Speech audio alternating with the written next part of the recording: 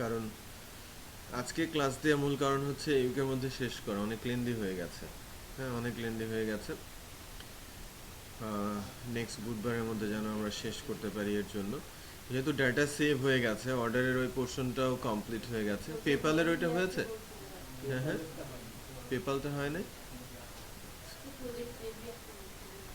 হ্যাঁ, ওই সজীবের কাছে পাঠিয়ে দিতে হবে। ইমেল অ্যাড্রেসটা দিয়ে দেন, সবাই যেন আপনাকে এখনই বসে ইমেল করেন।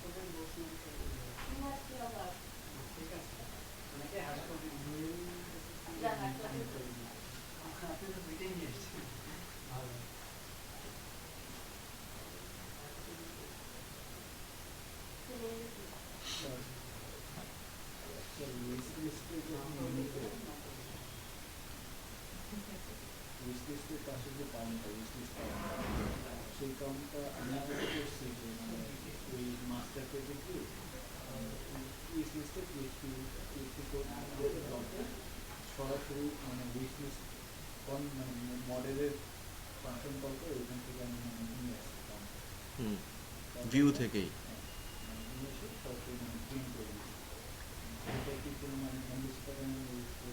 হ্যাঁ, তা তো করেছেই। আপনি ভিউ থেকে ডিরেক্ট মডেলে গেছেন, এটা করা যাবে না। কন্ট্রোলার হয়ে মডেলে আসতে হবে।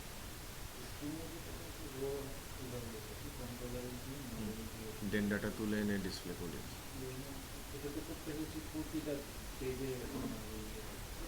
দরকার নেই তো, একটা ফাংশন দিয়েই তো, মাস্টার দিয়েই তো হয়ে যাবে, বা একটা ফাংশন কল করে দিলেই তো হয়ে যাবে।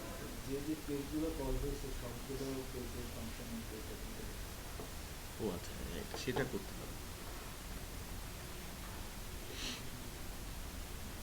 পেন ড্রাইভটা দেন, কোন পেন ড্রাইভটা দেন।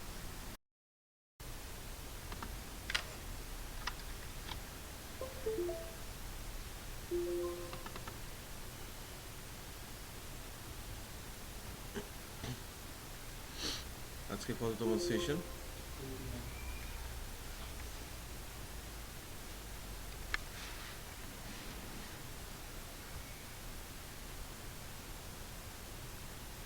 এটা কুমুর পেন ড্রাইভে কোনটা আছে?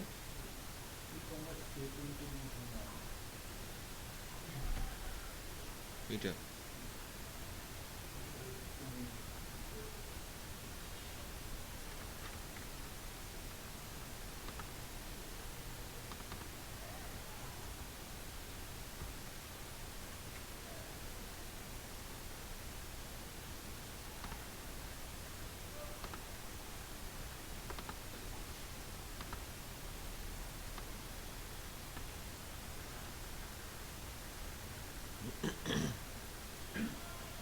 দেলোয়ার,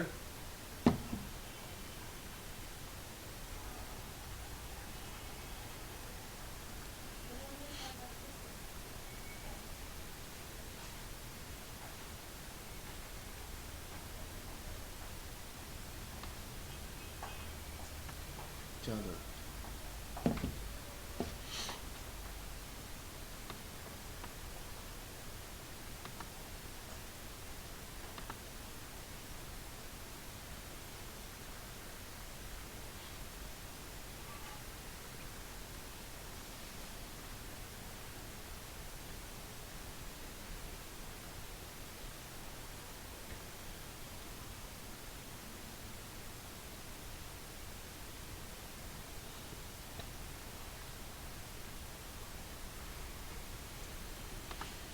আচ্ছা, লোকাল হোস্টে যাচ্ছি।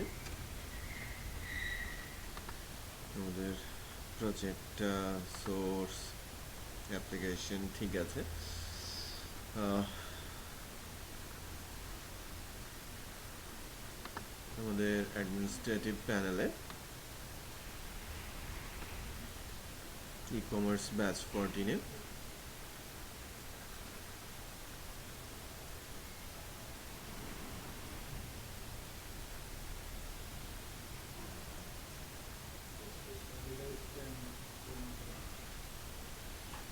আচ্ছা, আগে ডেটাবেসটা কী করবো পুরোপুরি?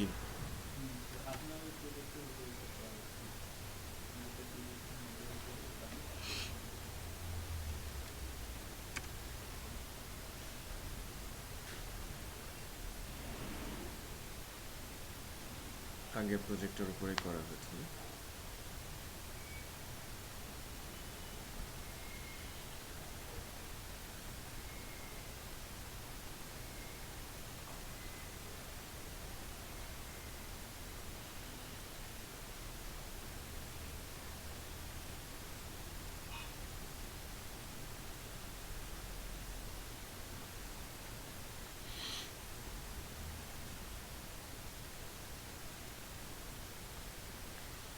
E-commerce batch 14।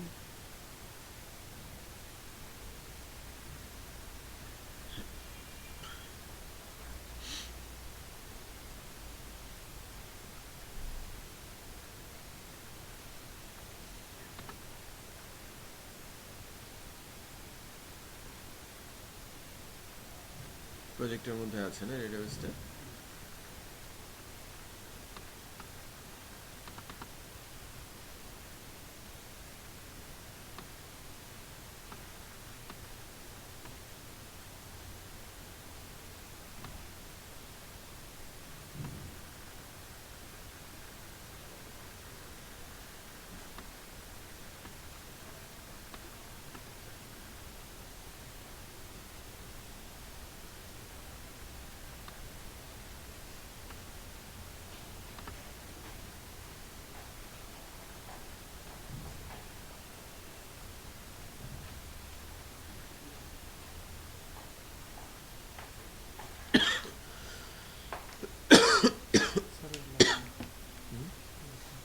একটা দিয়ে হয়েছে।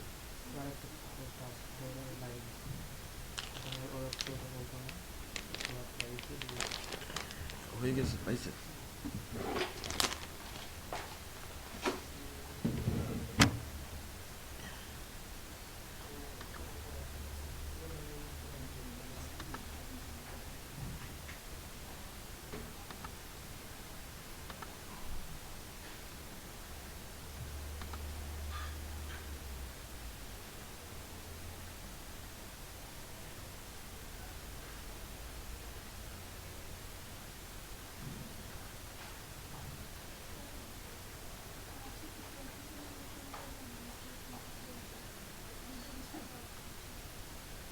হ্যাঁ, সেটাই তো করার কথা আর কি, বাট কি অবস্থা। যাই হোক, দু তিনজন আছেন, কথা বলবো আমি। কে কে চয়েস করেছেন সেটা আমাকে জানাতে হবে, তার উপরে কিছু ব্রিফিং পাবেন আর কি।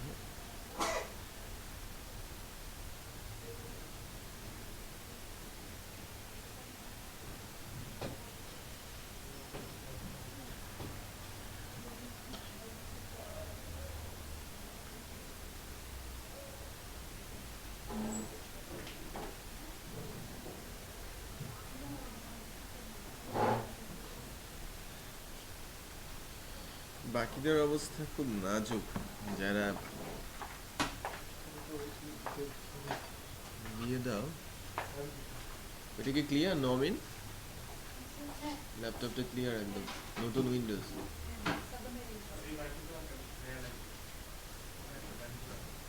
শর্ট, তাহলে এইটা চলবে কি করে? হ্যাঁ, ডাইরেক্ট সকেটে দিতে হবে। আর অন্য কেউ যদি এসে বসে তখন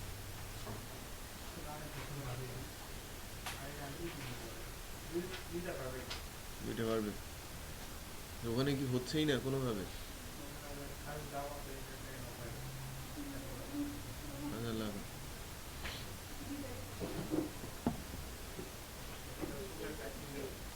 একটা মাল্টিপ্লাগ ছোট একটা কিনতে হবে।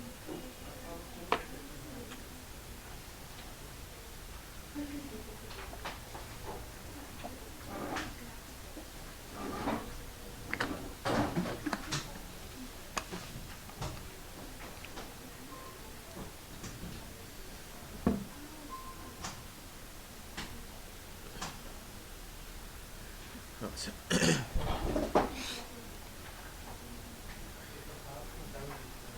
হ্যাঁ হ্যাঁ, চাবি দিয়ে দিচ্ছি।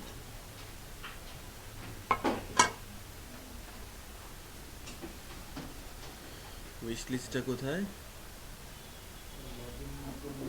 উইশ লিস্ট পাওয়া যাবে না। বুঝতে পেরেছি। অ্যাডমিন প্যানেলের কাজটা করে আনতে বলেছিলাম। আমাদের বাকি আছে পেপলের যে বিষয়টা, সেটাও কিন্তু অ্যাকচুয়ালি বাকি আছে। সো পেপলের ওই পার্টটা নিয়ে আমরা কথা বলবো না। অর্ডারটা আমাদের সাকসেসফুলি সেভ হয়েছিল, তাই না? ওকে,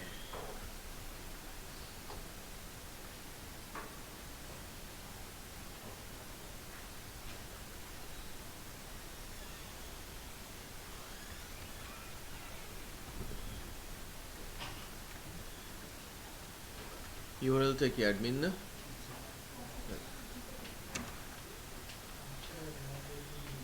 আমি কয়েকটা ক্লাস করেন নাই। স্যারকে আমার প্রথম দিনে ওখানে স্যার বলে বাসায় গেলাম, পরে আবার একটা যাচ্ছিল, পরের দিন আর বসতে তিন চারটা বাট বাকিরা কই? বাকি সবাই তো ছুটি নিয়ে নিয়েছে নিজে নিজেই।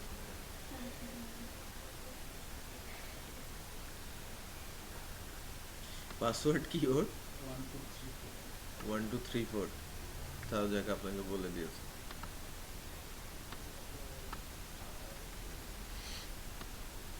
বিশাল ইমেল অ্যাড্রেস, সকালের মতো আর কি।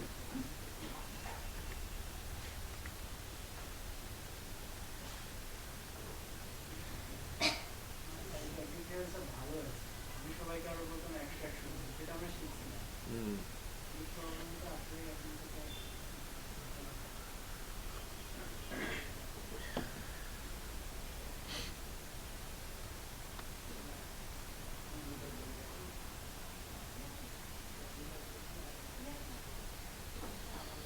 কোথায় ম্যানেজ অর্ডার?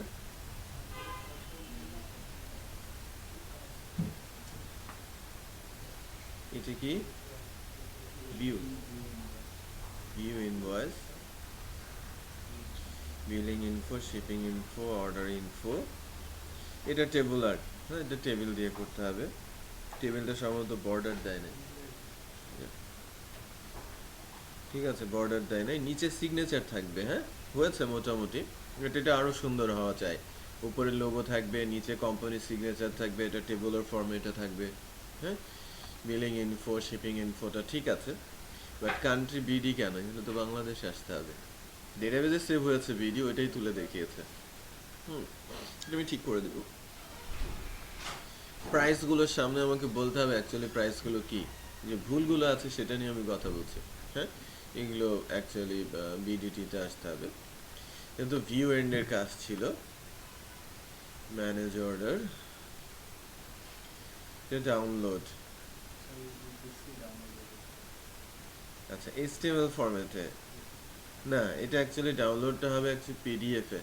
হ্যাঁ, পিডিএফে কনভার্ট হয়ে সেটা ডাউনলোড হবে, আমরা এটা শিখবো। হুম।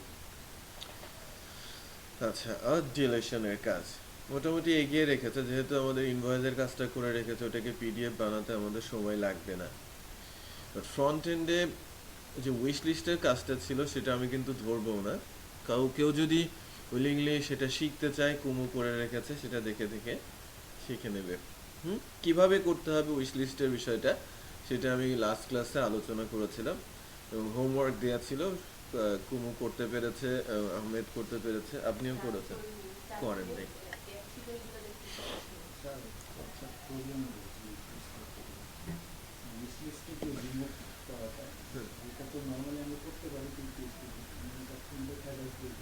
হুম,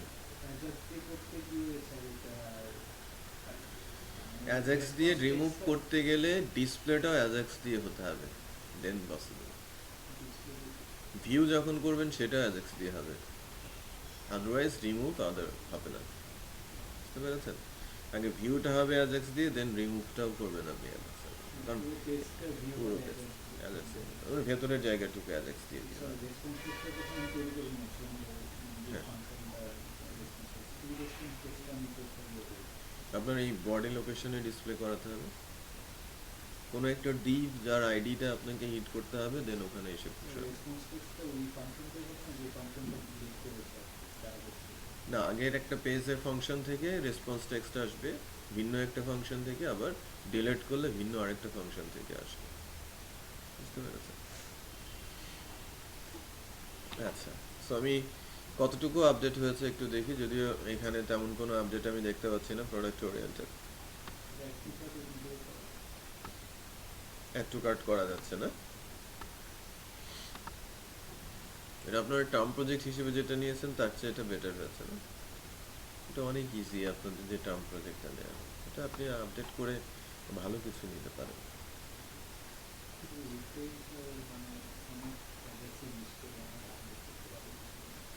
কাজ করতে পারবেন, কিন্তু ওখানে কমপ্লেক্সিটি নেই।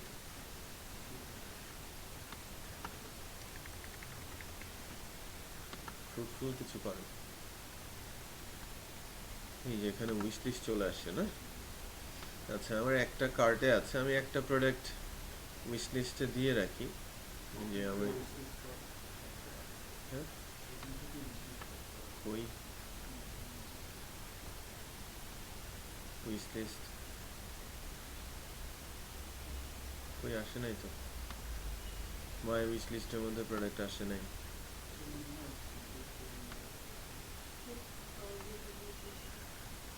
হ্যাঁ, হ্যাঁ, প্রোডাক্টের নামের মধ্যে কোনো গান,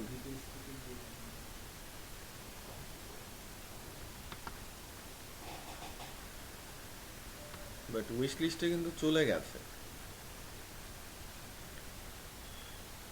অ্যাড টু উইশ লিস্ট যদি আমি বলি,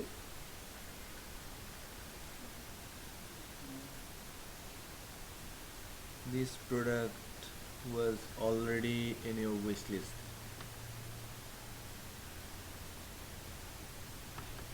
কোনো প্রোডাক্ট যদি ফুড স্পেসিফিক প্রোডাক্টে কোনো প্রবলেম হয়েছে কিনা, অথবা একটু গন্ডগোল থাকতেও পারে।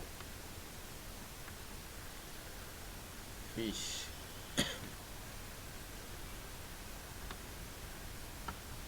Have to wish list.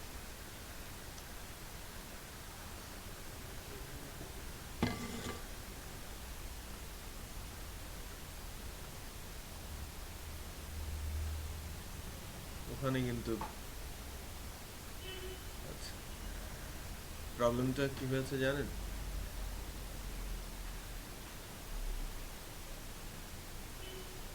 User wise সে চেকিংটা দেয় নাই, সে চেকিংটা দিয়েছে ওভারঅল, যে ওই পার্টিকুলার প্রোডাক্টটা উইশ লিস্টে আছে কিনা। মনে করেন আমি ইউজার না, অন্য কেউ ওই প্রোডাক্টটা কখনো উইশ লিস্টে দিয়েছে, এই কারণে ওই প্রোডাক্টটাকে উইশ লিস্টে দিতে দিচ্ছে না। ইউজার স্পেসিফিক হতে হবে, চেকিংটা ইউজার স্পেসিফিক হতে হবে। উনি যখন উইশ লিস্টে প্রোডাক্ট অ্যাড করেছেন, হয়তো চেকিংটা দিয়েছেন এটা আগে থেকেই অ্যাড করা আছে কিনা, বাট উনি ওভারঅলের উপর করেছেন, কাস্টমারের কন্ডিশনটা ধরেন নাই। হুম, তো প্রবলেমটা ওখানে সে একটু চেক করতে বলবেন আর কি। ওকে, প্রাইজিং ট্রাইজিং এ একটু গন্ডগোল আছে। যাই হোক, আমি এটাকে কার্টে অ্যাড করে দিলাম। এখান থেকে কার্টে যাচ্ছে কিনা, হ্যাঁ কার্টে চলে গিয়েছে, গুড। একটা ভালো অংশের কাজ হয়েছে। তার মানে উইশ লিস্টটা কিন্তু যুক্ত হয়ে গেল, হ্যাঁ, আমাদের প্রজেক্টের সাথে। শিপিং ইনফরমেশন দিচ্ছি।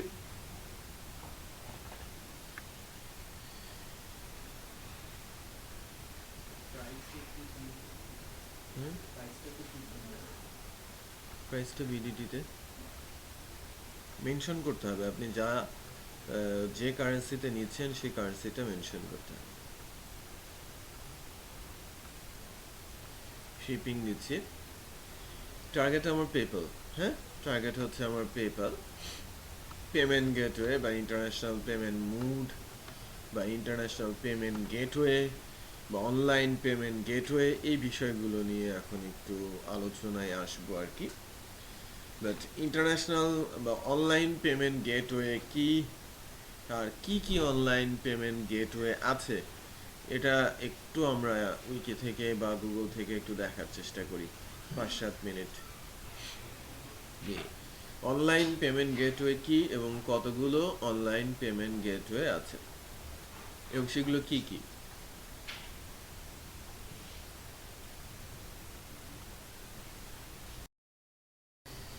আচ্ছা, ইন্টারন্যাশনাল পেমেন্ট গেটওয়ে নিয়ে একটু কথা বলি।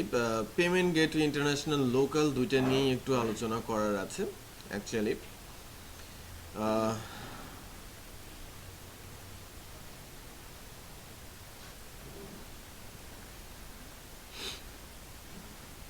পেমেন্ট গেটওয়ে বিষয়টা কি? পেমেন্ট গেটওয়ে বিষয়টা হচ্ছে যে অনলাইনে যখন আপনি কোনো প্রোডাক্ট, কোনো সার্ভিস পারচেস করতে চাচ্ছেন,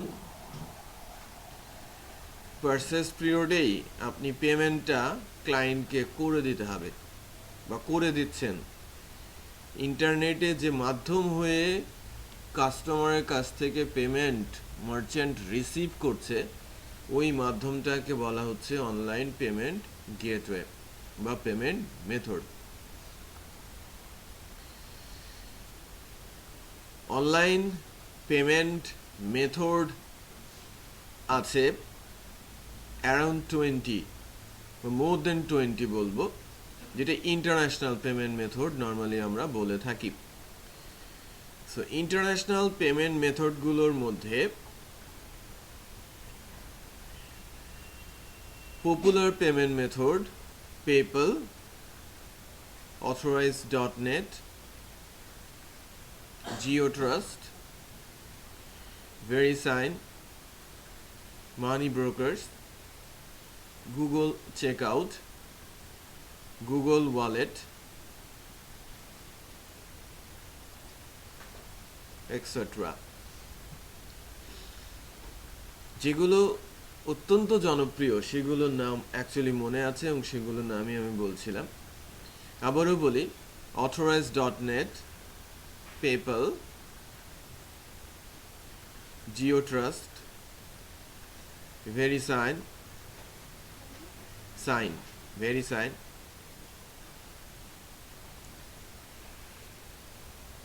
Money Brokers, Google Wallet, Google Checkout।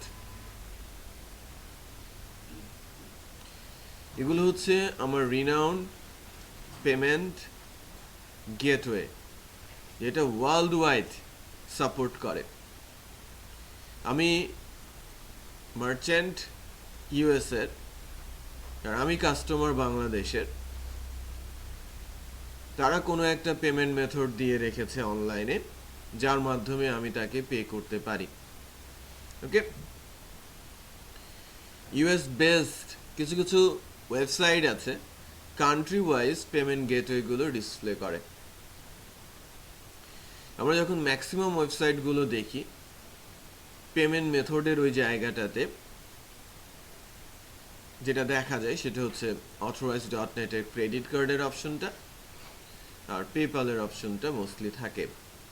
কারণ আমাদের দেশে যদিও ইন্টারন্যাশনাল পেমেন্ট গেটওয়ের কোনো অ্যাক্সেস নেই, আমরা বলছি আমাদের দেশে ইন্টারন্যাশনাল পেমেন্ট গেটওয়ের কোনো অ্যাক্সেস নেই।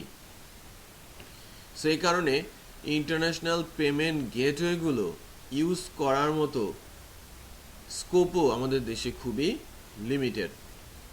এর মধ্যে একটা মাত্র ইন্টারন্যাশনাল পেমেন্ট গেটওয়ের অ্যাক্সেস আমরা পাই, সেটা হচ্ছে authorize.net এর ক্রেডিট কার্ড।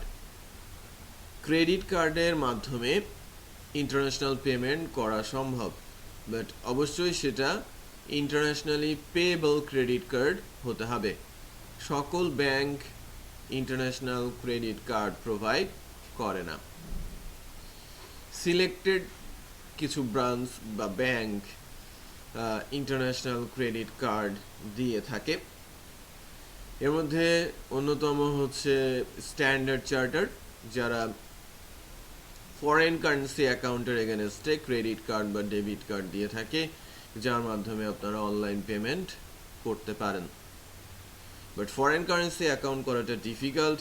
ফরেন কারেন্সি অ্যাকাউন্টটা অ্যাকচুয়ালি এরকম যে আপনি অ্যাব্রোডে গিয়েছেন, সেখানে ডলার আপনি কিনেছিলেন, সেটা সেল করতে পারেন নাই বিধায় ডলারটা আপনি ফেরত এনেছেন এবং ওই ডলারটা ডিপোজিট করছেন ব্যাংকে, তার এগেনস্টে আপনি একটা অ্যাকাউন্ট পাচ্ছেন। ইফ সিএসি না কি যেন এরকম একটা বলে, যে ফরেন কারেন্সি অ্যাকাউন্ট, যে অ্যাকাউন্টটা আপনি করতে পারেন এবং ওই অ্যাকাউন্টের এগেনস্টে আপনি ক্রেডিট কার্ড অ্যাভেল করতে পারেন। যে ক্রেডিট কার্ডটা অ্যাকচুয়ালি ইন্টারন্যাশনাল ক্রেডিট কার্ড হবে এবং ওই ক্রেডিট কার্ড দিয়ে ওয়েবে যে কোনো ধরনের পারচেস আপনি করতে পারবেন। এবং সেই ক্রেডিট কার্ড হতে পারে ভিসা, মাস্টার কার্ড, ড্যাংস্টক বা আমেরিকান এক্সপ্রেস, যে কোনো ধরনের ক্রেডিট কার্ডই আপনি পেতে পারেন সেখান থেকে, আমাদের দেশীয় পার্সপেক্টিভ থেকে বলছি।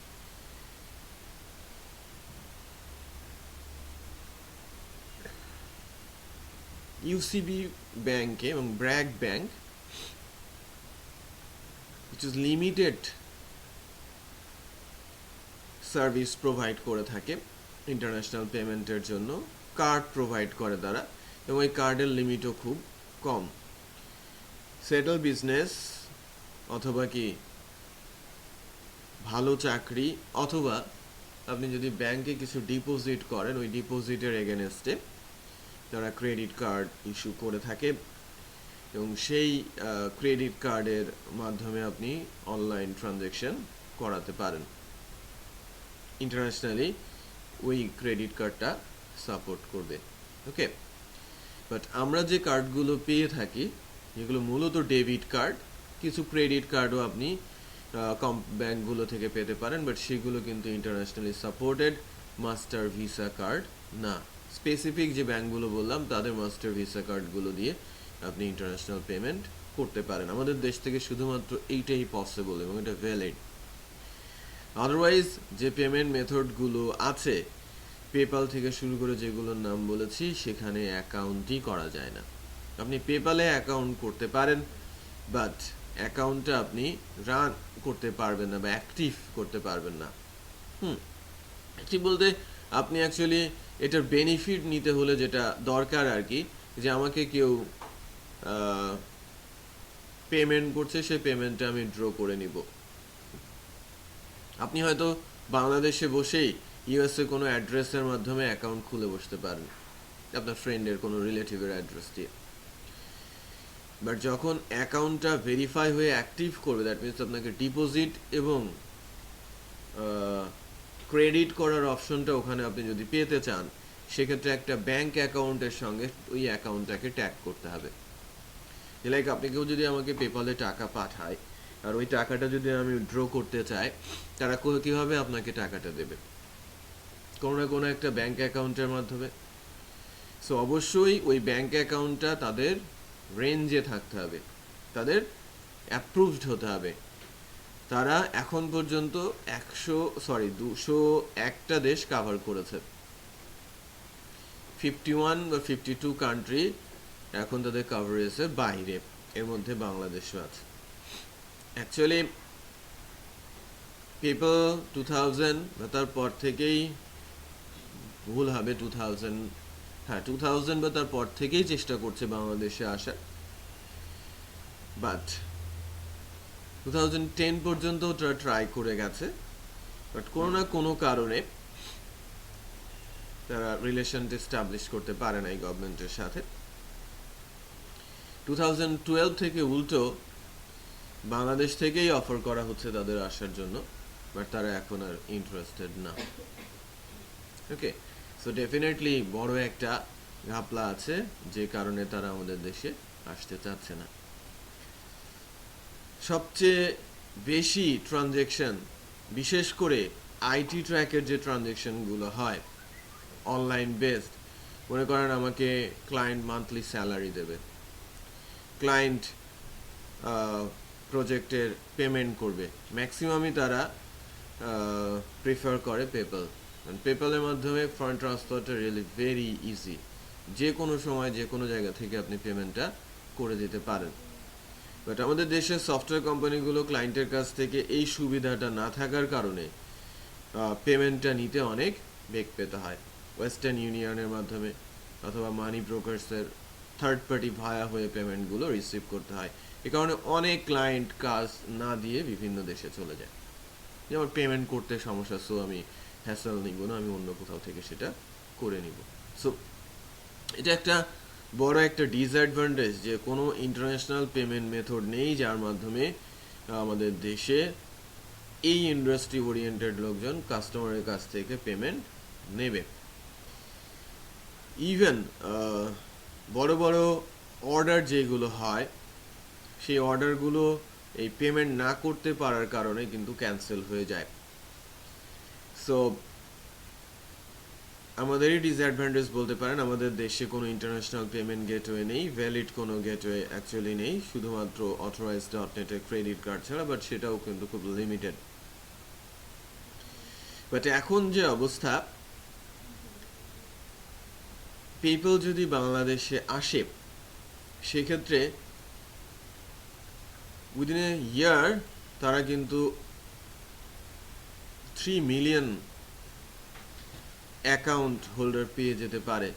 30 লাখ মতো লোক আছে যারা পেপ্যালে অ্যাকাউন্ট করার মতো।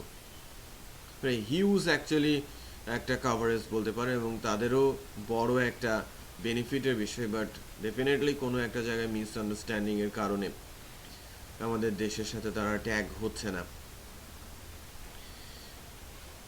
পেমেন্ট মেথড সম্পর্কে যদি একটু ক্লারিফাই করতে চাই কিভাবে সেখানে ট্রানজ্যাকশন হয়, সেটা যদি বলি সেক্ষেত্রে দুইটা আলাদা টেকনোলজি, আলাদা টাইপ নিয়ে কথা বলবো। ক্রেডিট কার্ড এর অপশন নিয়ে কথা বলবো, আর পেপ্যালের অপশন নিয়ে কথা বলবো।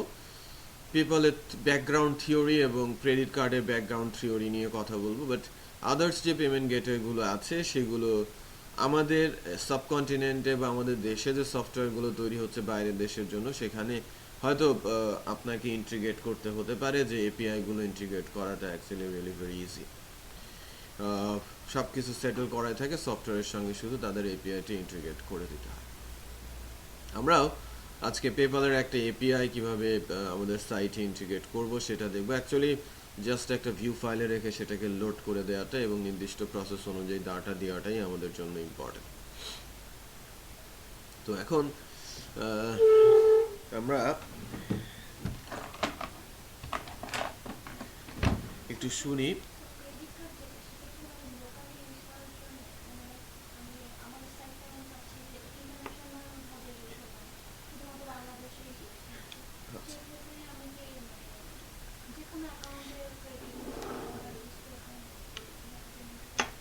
হ্যাঁ, বাট ওইটা অ্যাকচুয়ালি লোকাল গেটওয়ে আছে, ঠিক আছে, লোকাল গেটওয়ে আছে কিছু। লোকাল গেটওয়েগুলো নিয়েও একটু কথা বলবো। বিভিন্ন ধরেন আমাদের টিকিট বুকিং, হোটেল বুকিং, এগুলো তো আমাদের দেশের যেগুলো আছে, হ্যাঁ হ্যাঁ ব্যাংকিং করবো, হ্যাঁ হ্যাঁ এটা হ্যাঁ।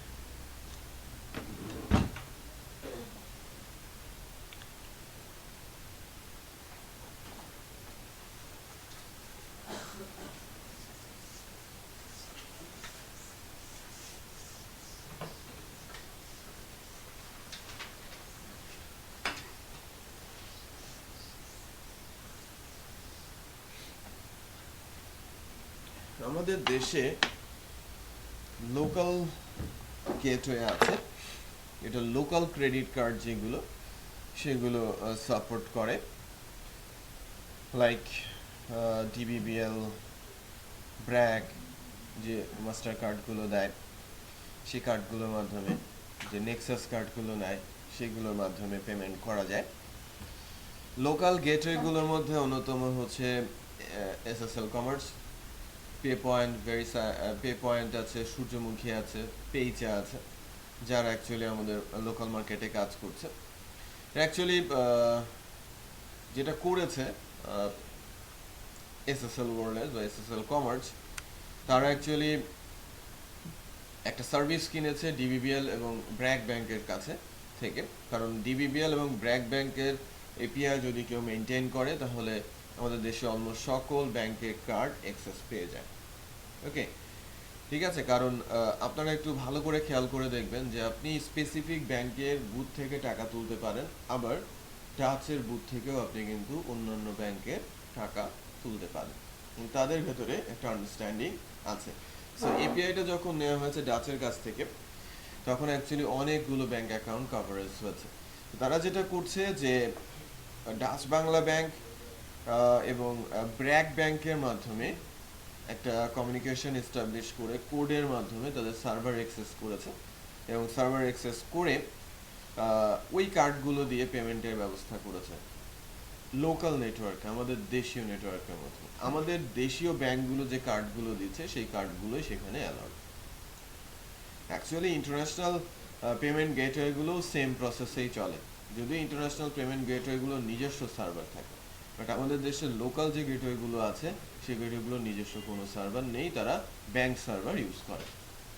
আর অ্যাকচুয়ালি ওই পেমেন্ট গেটওয়েগুলো যখন আমরা ইউজ করছি আমাদের সাইটে, সে ওই ইনফরমেশনটা নিয়ে চলে যাচ্ছে ডিবিবিএল এর সার্ভারে অথবা ব্র্যাকের সার্ভারে, সেখান থেকে স্পেসিফিক ব্যাংক থেকে অ্যাকাউন্টে টাকা কেটে নিয়ে মার্চেন্ট অ্যাকাউন্টে টাকাটা জমা করছে। বুঝতে পেরেছেন? সো ওই এপিআই এর মধ্যে ইন্টিগ্রেটেড সিস্টেমের মধ্যে যেটা আছে সেটা হচ্ছে যে সকল credit card, Mastercard, debit card আর কি, দেন বিকাশ, ইউক্যাশ যেগুলো আছে সেগুলো কিন্তু এখানে সাপোর্ট করে ওই এপিআই আন্ডারে। তো এটা অ্যাকচুয়ালি প্রোভাইড করছে কারা? SSL commerce. এটা আপনি ফ্রি পাবেন না, পেইসা, পে পয়েন্ট বা সূর্যমুখী, এটা আপনি ফ্রি পাচ্ছেন না। আপনি একটা অর্গানাইজেশন হলে সেক্ষেত্রে হয়তো টেস্ট এপিআই পেতে পারেন উইদাউট এনি কস্ট, বাট সেক্ষেত্রে আপনাকে হয়তো trade licence, company information, company papers submit করতে হবে। দেন আপনি মান্থলি বেসিস একটা পেমেন্টের মাধ্যমে ওই এপিআইটা অ্যাপেল করতে পারেন, ইয়ারলি বেসিস পেমেন্টের মাধ্যমে সেটা আপনি করতে পারেন। যদি ইন্টারন্যাশনাল সকল এপিআইগুলো ফ্রি, বাট আমাদের দেশে শুরুর দিকে এসেছে, অ্যাকচুয়ালি 5-7 বছর আগে এসএসএল কমার্স এসেছে, তো তখন প্রায় ওয়ান টাইম পেমেন্ট ছিল 20,000, এখন সেটা আর নেই, মান্থলি পেমেন্টটা তাদের রয়েছে, আর সাথে সাথে 4% ট্রানজ্যাকশন ফিও আছে। ঠিক আছে, ইন্টারন্যাশনাল পেমেন্ট গেটওয়েগুলোর মধ্যে পেপ্যাল সবচেয়ে কস্টলি, তারও কিন্তু 3% পেমেন্ট করতে হয়, ট্রানজ্যাকশন হলেই 3% করে কেটে নেয় ক্লায়েন্ট এবং মার্চেন্ট থেকে। বুঝতে পেরেছি? আচ্ছা, অ্যাকচুয়ালি ওই কোশ্চেনটা আমি চাচ্ছিলাম যে পেমেন্ট যে হচ্ছে, পেমেন্টের মাধ্যমে তারা কি বেনিফিট পাচ্ছে। মনে করেন আমি $100 একটা পেমেন্ট করলাম, আমার কাছ থেকে সে $3 কিন্তু নিচ্ছে, বা আমার কাছ থেকে সে $100 নিচ্ছে, আর মার্চেন্টকে সে জমা দিচ্ছে কত? $97। আমি বুঝতে পেরেছি? $97, কারণ ওই ট্রানজ্যাকশন ফিটা সে কেটেছে। যদি মার্চেন্ট আমাকে ইনভয়েস করে ওই পেমেন্ট অপশন ধরে যে আমাকে পেপ্যালের সার্ভিস ফিটাও আমাকে দিয়ে দিতে হবে, তো সেক্ষেত্রে হয়তো আমি $103 পে করছি তাকে, সে $100 পাচ্ছে, মাঝখান থেকে $3 নিয়ে নিচ্ছে কে? পেপ্যাল। সো সাইট চাইলে কাস্টমারের কাছ থেকেও সেটা নিতে পারে, আবার চাইলে সে নিজে থেকেও সেটা বিয়ার করতে পারে। বুঝতে পেরেছি? আচ্ছা, তো সকল পেমেন্ট গেটওয়ে কিন্তু অনলাইন পেমেন্টের জন্য ট্রানজ্যাকশন ফি কেটে নেয়। ওকে, সো আমি পেপ্যাল বিষয়টা কি আর authorize.net বিষয়টা কি সেটা নিয়ে আমি কিছুক্ষণের মধ্যেই আলোচনা আসবো।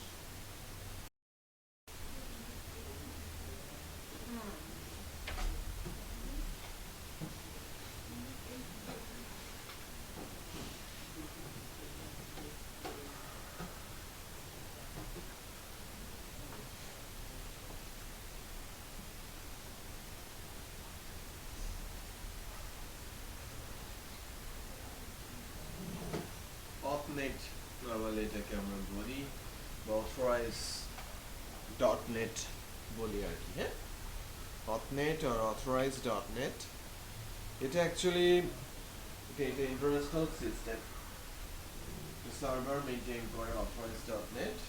authorize.net এ ইউজার অ্যাকাউন্ট করা যায়,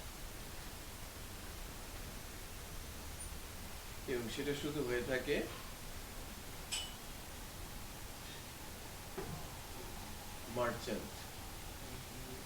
merchant account.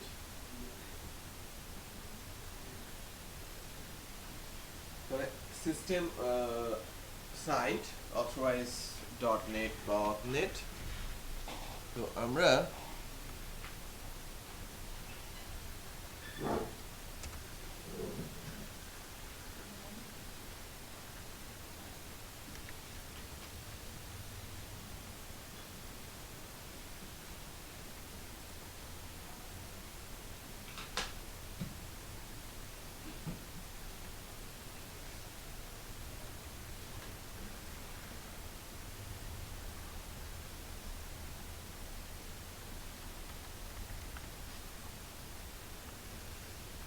authorize.net credit card processing for small business online merchant. So আপনি এই সাইটটাতে গিয়ে অ্যাকাউন্ট করতে পারেন, বাট অ্যাকাউন্টটা হবে অ্যাকচুয়ালি অলওয়েজ মার্চেন্ট অ্যাকাউন্ট। এটা কেন দরকার পড়বে? দুইটা ক্রেডিট কার্ডকে ট্যাগ করার জন্য। যে আমি ক্রেডিট কার্ডের মাধ্যমে পেমেন্ট নিব,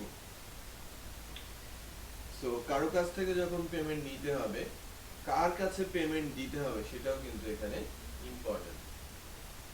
আরেকটা জিনিস খেয়াল করবেন যে সার্ভার টু সার্ভার যদি না হয় তাহলে সেই পেমেন্ট গুলো করা যায় না। আমি যদি গিয়ে বলি যে আমি কিছু টাকা জমা দিব, যে ব্যাংক অ্যাকাউন্টটা সোনালী ব্যাংকে, বাট আমি গিয়ে বসে আছি ব্র্যাক ব্যাংকে, তো ব্র্যাক ব্যাংক থেকে সোনালী ব্যাংকের কোনো অ্যাকাউন্টে টাকা জমা দেওয়া যাবে? আমাকে যেতে হবে সোনালী ব্যাংকের কোনো একটা অ্যাকাউন্ট, যেহেতু এখনো তারা হয়তো অ্যানালগ, ওই স্পেসিফিক ব্রাঞ্চে আমাকে যেতে হবে, অন্য কোনো ব্রাঞ্চে গেলেও হবে না। বাট প্রাইভেট ব্যাংক অ্যাটলিস্ট এতটুকু হয়েছে যে যে কোনো ব্রাঞ্চে গিয়ে আমি টাকা জমা দিতে পারবো, রাইট? কারণ তাদের ইন্টারনাল নেটওয়ার্ক তৈরি করে। সো যদি আমি এসসিবি তে টাকা দিতে চাই তাহলে আমাকে এসসিবি ব্যাংকেই যেতে হবে, তাই না? আমি যদি এসসিবি ব্যাংকের কোনো চেক ইস্যু করি সেক্ষেত্রে অন্য যে কোনো ব্যাংকেই যদি কেউ সেটা অ্যালাউ করবে। লাইক আমাকে কেউ চেক দিচ্ছে যেটা এসসিবির, বাট আমার একটা অ্যাকাউন্ট আছে প্রাইম ব্যাংকে, তার চেকটা কি আমাকে ডিপোজিট, আমি যদি চেক প্লেস করে দিই তাহলে আমার অ্যাকাউন্টে টাকা চলে আসে, ওটা কিন্তু একটু ডিফারেন্ট থিংস। বাট আমি ক্যাশ পেমেন্টের কথা বলছি। ক্যাশ পেমেন্ট করতে গেলে আপনাকে অবশ্যই ওই ব্যাংক ব্রাঞ্চের মাধ্যমেই বা ব্যাংকের মাধ্যমেই যেতে হবে, তাই কি না? আচ্ছা, সো যখন আপনি authorize.net এ যাচ্ছেন, একটা মার্চেন্ট অ্যাকাউন্ট খুলছেন এবং মার্চেন্ট অ্যাকাউন্টটা ভেরিফিকেশনের জন্য আপনার ক্রেডিট কার্ড লাগছে। তো মার্চেন্ট অ্যাকাউন্ট যখন করা হচ্ছে, এটা যেহেতু একটা এপিআই, সো সে আপনাকে কিছু ইনফরমেশন দিচ্ছে, একটা কোড প্রোভাইড করছে এবং কোডের ভেতরে বসানোর জন্য আপনাকে চেনার জন্য অথরাইজেশন কোড, ভেরিফিকেশন কোড এবং আপনার ওই মার্চেন্ট আইডি, যেটা authorize.net আইডি, সেটা প্রোভাইড করছে। সো এটা যদি কোনো একটা সাইট হয়,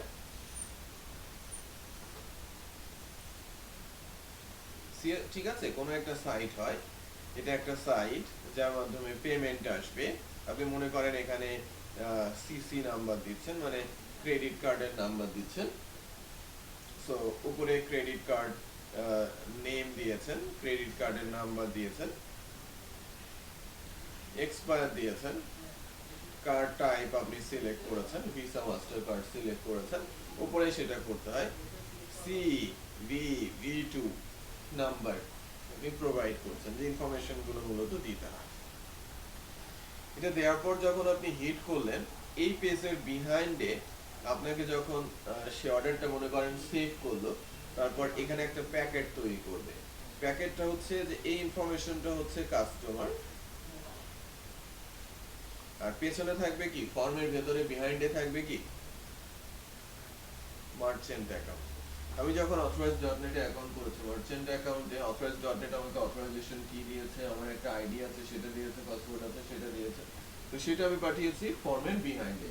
সেখানে দুই ধরনের ইনফরমেশন আছে, একটা হচ্ছে মার্চেন্ট ইনফরমেশন আর একটা হচ্ছে কাস্টমার অ্যাকাউন্ট। সো এই ইনফরমেশনটা নিয়ে এপিআই এর মাধ্যমে যাচ্ছে কার কাছে? অথনেট এর কাছে। অথনেটের কাছে যাচ্ছে। অথনেটে করা যায় শুধু কি, মার্চেন্ট অ্যাকাউন্ট। তো অথনেটে গিয়ে অথনেট সার্ভার যেটা করছে, যে মার্চেন্টের ইনফরমেশনটা ভ্যালিড কিনা সেটা সে তুলে এখানে রেখে দিচ্ছে। যদি ভ্যালিড হয়, তার অ্যাকাউন্টটা চলে আসছে কোথায়? অ্যাক্টিভ স্ট্যাটাস, যে তার অ্যাকাউন্টটা কিছু রিসিভ করতে চাচ্ছে, রাইট?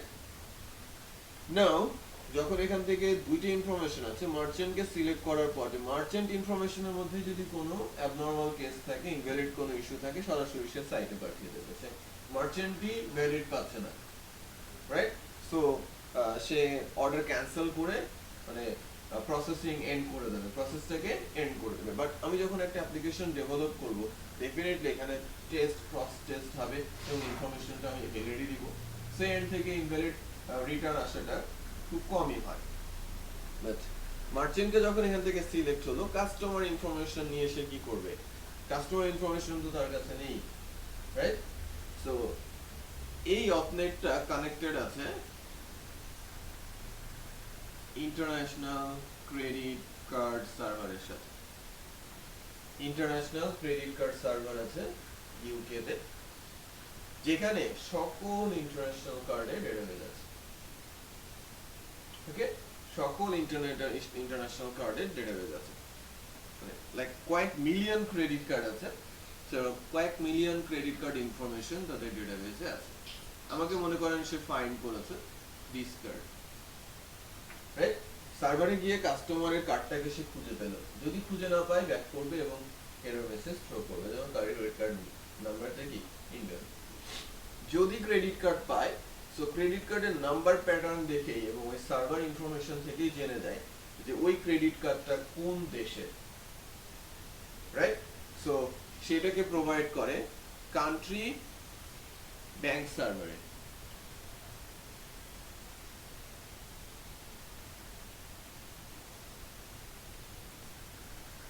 Like Bangladesh bank.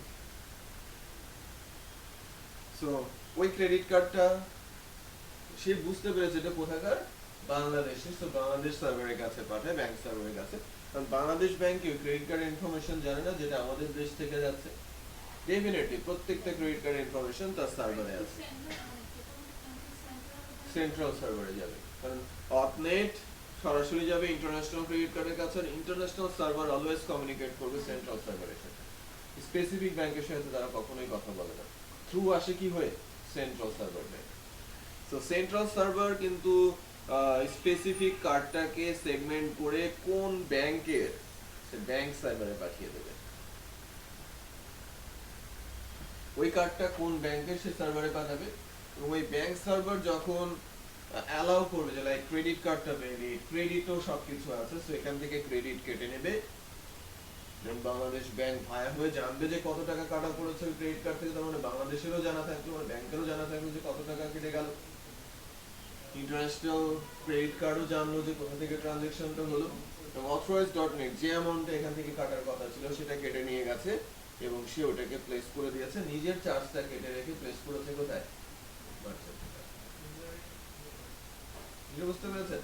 যখনই ট্রানজাকশনটা মেড হয় তখন সে সাইটের কাছে একটা সাকসেস অ্যারে রিটার্ন করে, আর যদি ট্রানজাকশনটা করাতে না পারে তখন সে এরর অ্যারেটা রিটার্ন করে। ঠিক আছে, নট মেড বা ট্রানজাকশন ইনকমপ্লিট বা ট্রানজাকশন এরর টাইপের একটা অ্যারে, মানে অনেক ইনফরমেশন থাকে, মানে কি কারণে ট্রানজাকশনটা মেড হয় না সেটা দিয়ে একটা অ্যারে রিটার্ন করে। এটা সেটা বুঝতে পেরেছো? তার মানে সাইট কিন্তু পেয়ে যাচ্ছে যে ট্রানজাকশনটা সাকসেসফুল আর ইনভ্যালিড। সাইটে যাদের যে ইনফরমেশন যাকে আমি পে করছি তার ইনফরমেশন না, যে পে করছে তার ইনফরমেশন, যাকে পে করবো সে তো অলরেডি কোথায় অ্যাকাউন্ট করে রেখেছে, মার্চেন্ট অ্যাকাউন্টের ওখানে তার ইনফরমেশন গুলো দেওয়া আছে। আমার কার্ড নাম্বার বা আদার্স আপনার জানার দরকার নেই, আপনি আপনার কার্ড দিয়ে পেমেন্ট করবেন।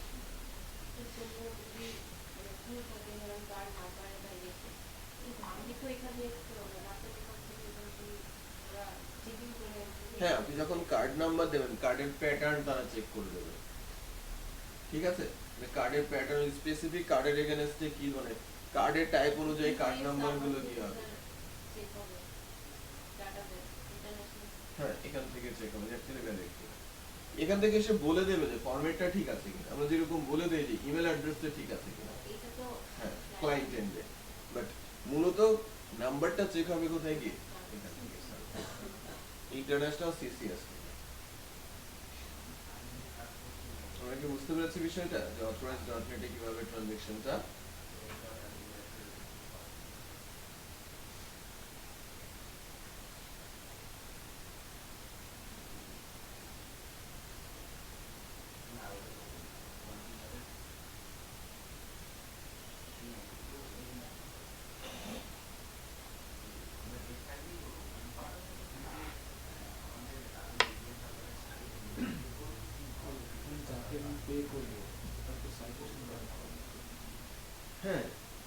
যে আমরা একটা প্যাকেট পাঠাচ্ছি, তার মধ্যে কি থাকছে? মার্চেন্ট ইনফরমেশন আর customer information. Merchant information already এখানে কোথায় করা আছে?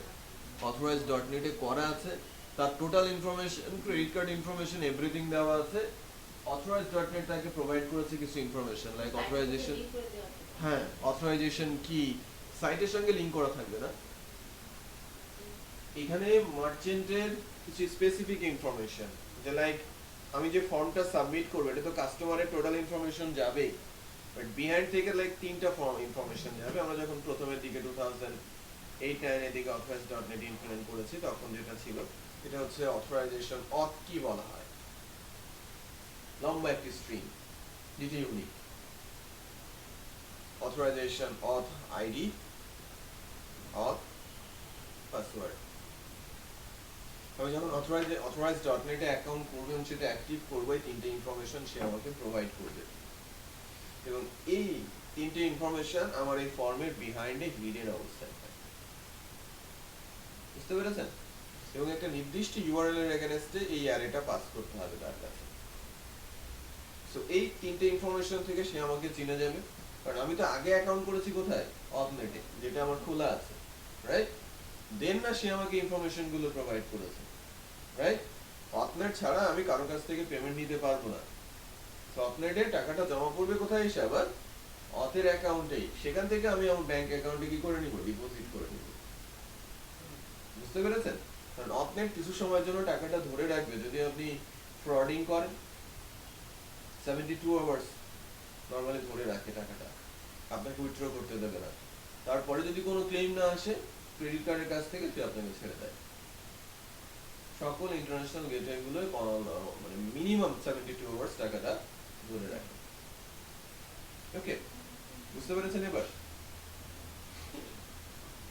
মানে আমাকে আগে থেকেই মার্চেন্ট অ্যাকাউন্ট করে রাখতে এবং মার্চেন্টের ইনফরমেশন গুলো এই ফর্মে বিহাইন্ডে থাকবে।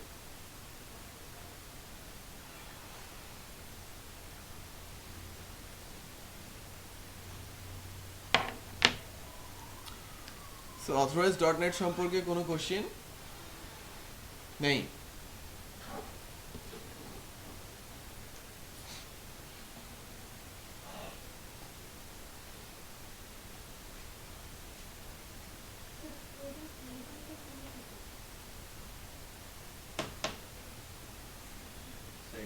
সাইট ওনার ঠিক তো মার্চেন্ট, সেই তো মার্চেন্ট। সে তো টাকা নিচ্ছে একটা মাধ্যম দিয়ে, ঠিক। সে যখন দেখেছে তো টাকা চলে আসে, তখন সে ডেলিভারি করে।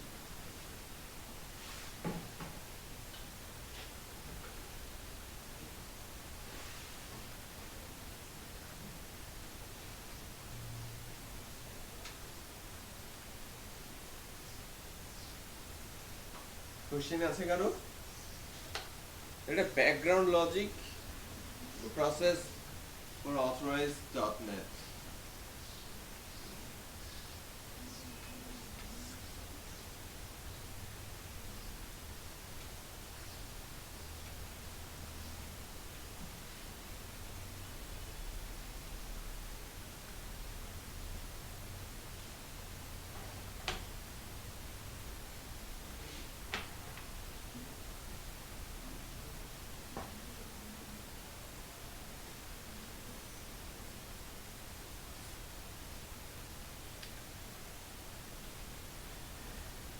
PayPal, এটা অত মজার নেই, ইজি বিষয়টা।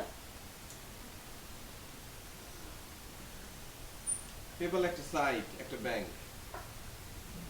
ব্যাংকগুলো যেরকম স্ট্রেট ফরওয়ার্ড ট্রানজাকশন করে, যে আমার ওয়ায়ার ট্রান্সফার ফ্যাসিলিটি আছে, আর ব্যাংকিং সিস্টেম আমার আছে, লাইক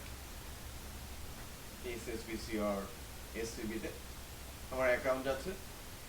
আমি ওই ব্যাংকে আমার অ্যাকাউন্ট আছে, লাইক আমার ব্রাদারের, আমার সিস্টারের, আমার প্যারেন্টসের। তো যে কোনো সময় বসে অনলাইন থেকে তার অ্যাকাউন্টে টাকাটা ট্রান্সফার করে দিতে পারলাম। যেহেতু ব্যাংক টু ব্যাংক, একই ব্যাংক, সার্ভার সেম, বাট অ্যাকাউন্টটা ডিফারেন্ট। সো ওখানে কোনো কষ্টও নেই, রাইট? আপনি ব্যাংক টু ব্যাংক ট্রান্সফার করে দিচ্ছেন, মানে অ্যাকাউন্টে অ্যাকাউন্ট ট্রান্সফার হয়ে যাচ্ছে যে কোনো সময়। পেপ্যালও ঠিক, তাই সো পেপ্যালে আপনি অ্যাকাউন্ট করতে পারেন এবং যে কোনো অ্যাকাউন্ট থেকে যে কোনো অ্যাকাউন্টে আপনি টাকা ট্রান্সফার করতে পারেন এবং সেই ক্ষেত্রে কোনো চার্জ নেই। হ্যাঁ, মানে পেপ্যালের অ্যাকাউন্ট থেকে পেপ্যালের অ্যাকাউন্টে আপনি টাকা ট্রান্সফার করে দিতে পারেন। বাট আপনি এমন একটা ব্যাংকে টাকা নিয়ে নাড়াচাড়া করছেন, ওটা তো অ্যাকচুয়ালি ক্যাশ টাকা না। ক্যাশ টাকা করতে হলে আপনাকে তো কোনো একটা ব্যাংক অ্যাকাউন্ট পাওয়া হয়ে আসতে হবে, তাই না?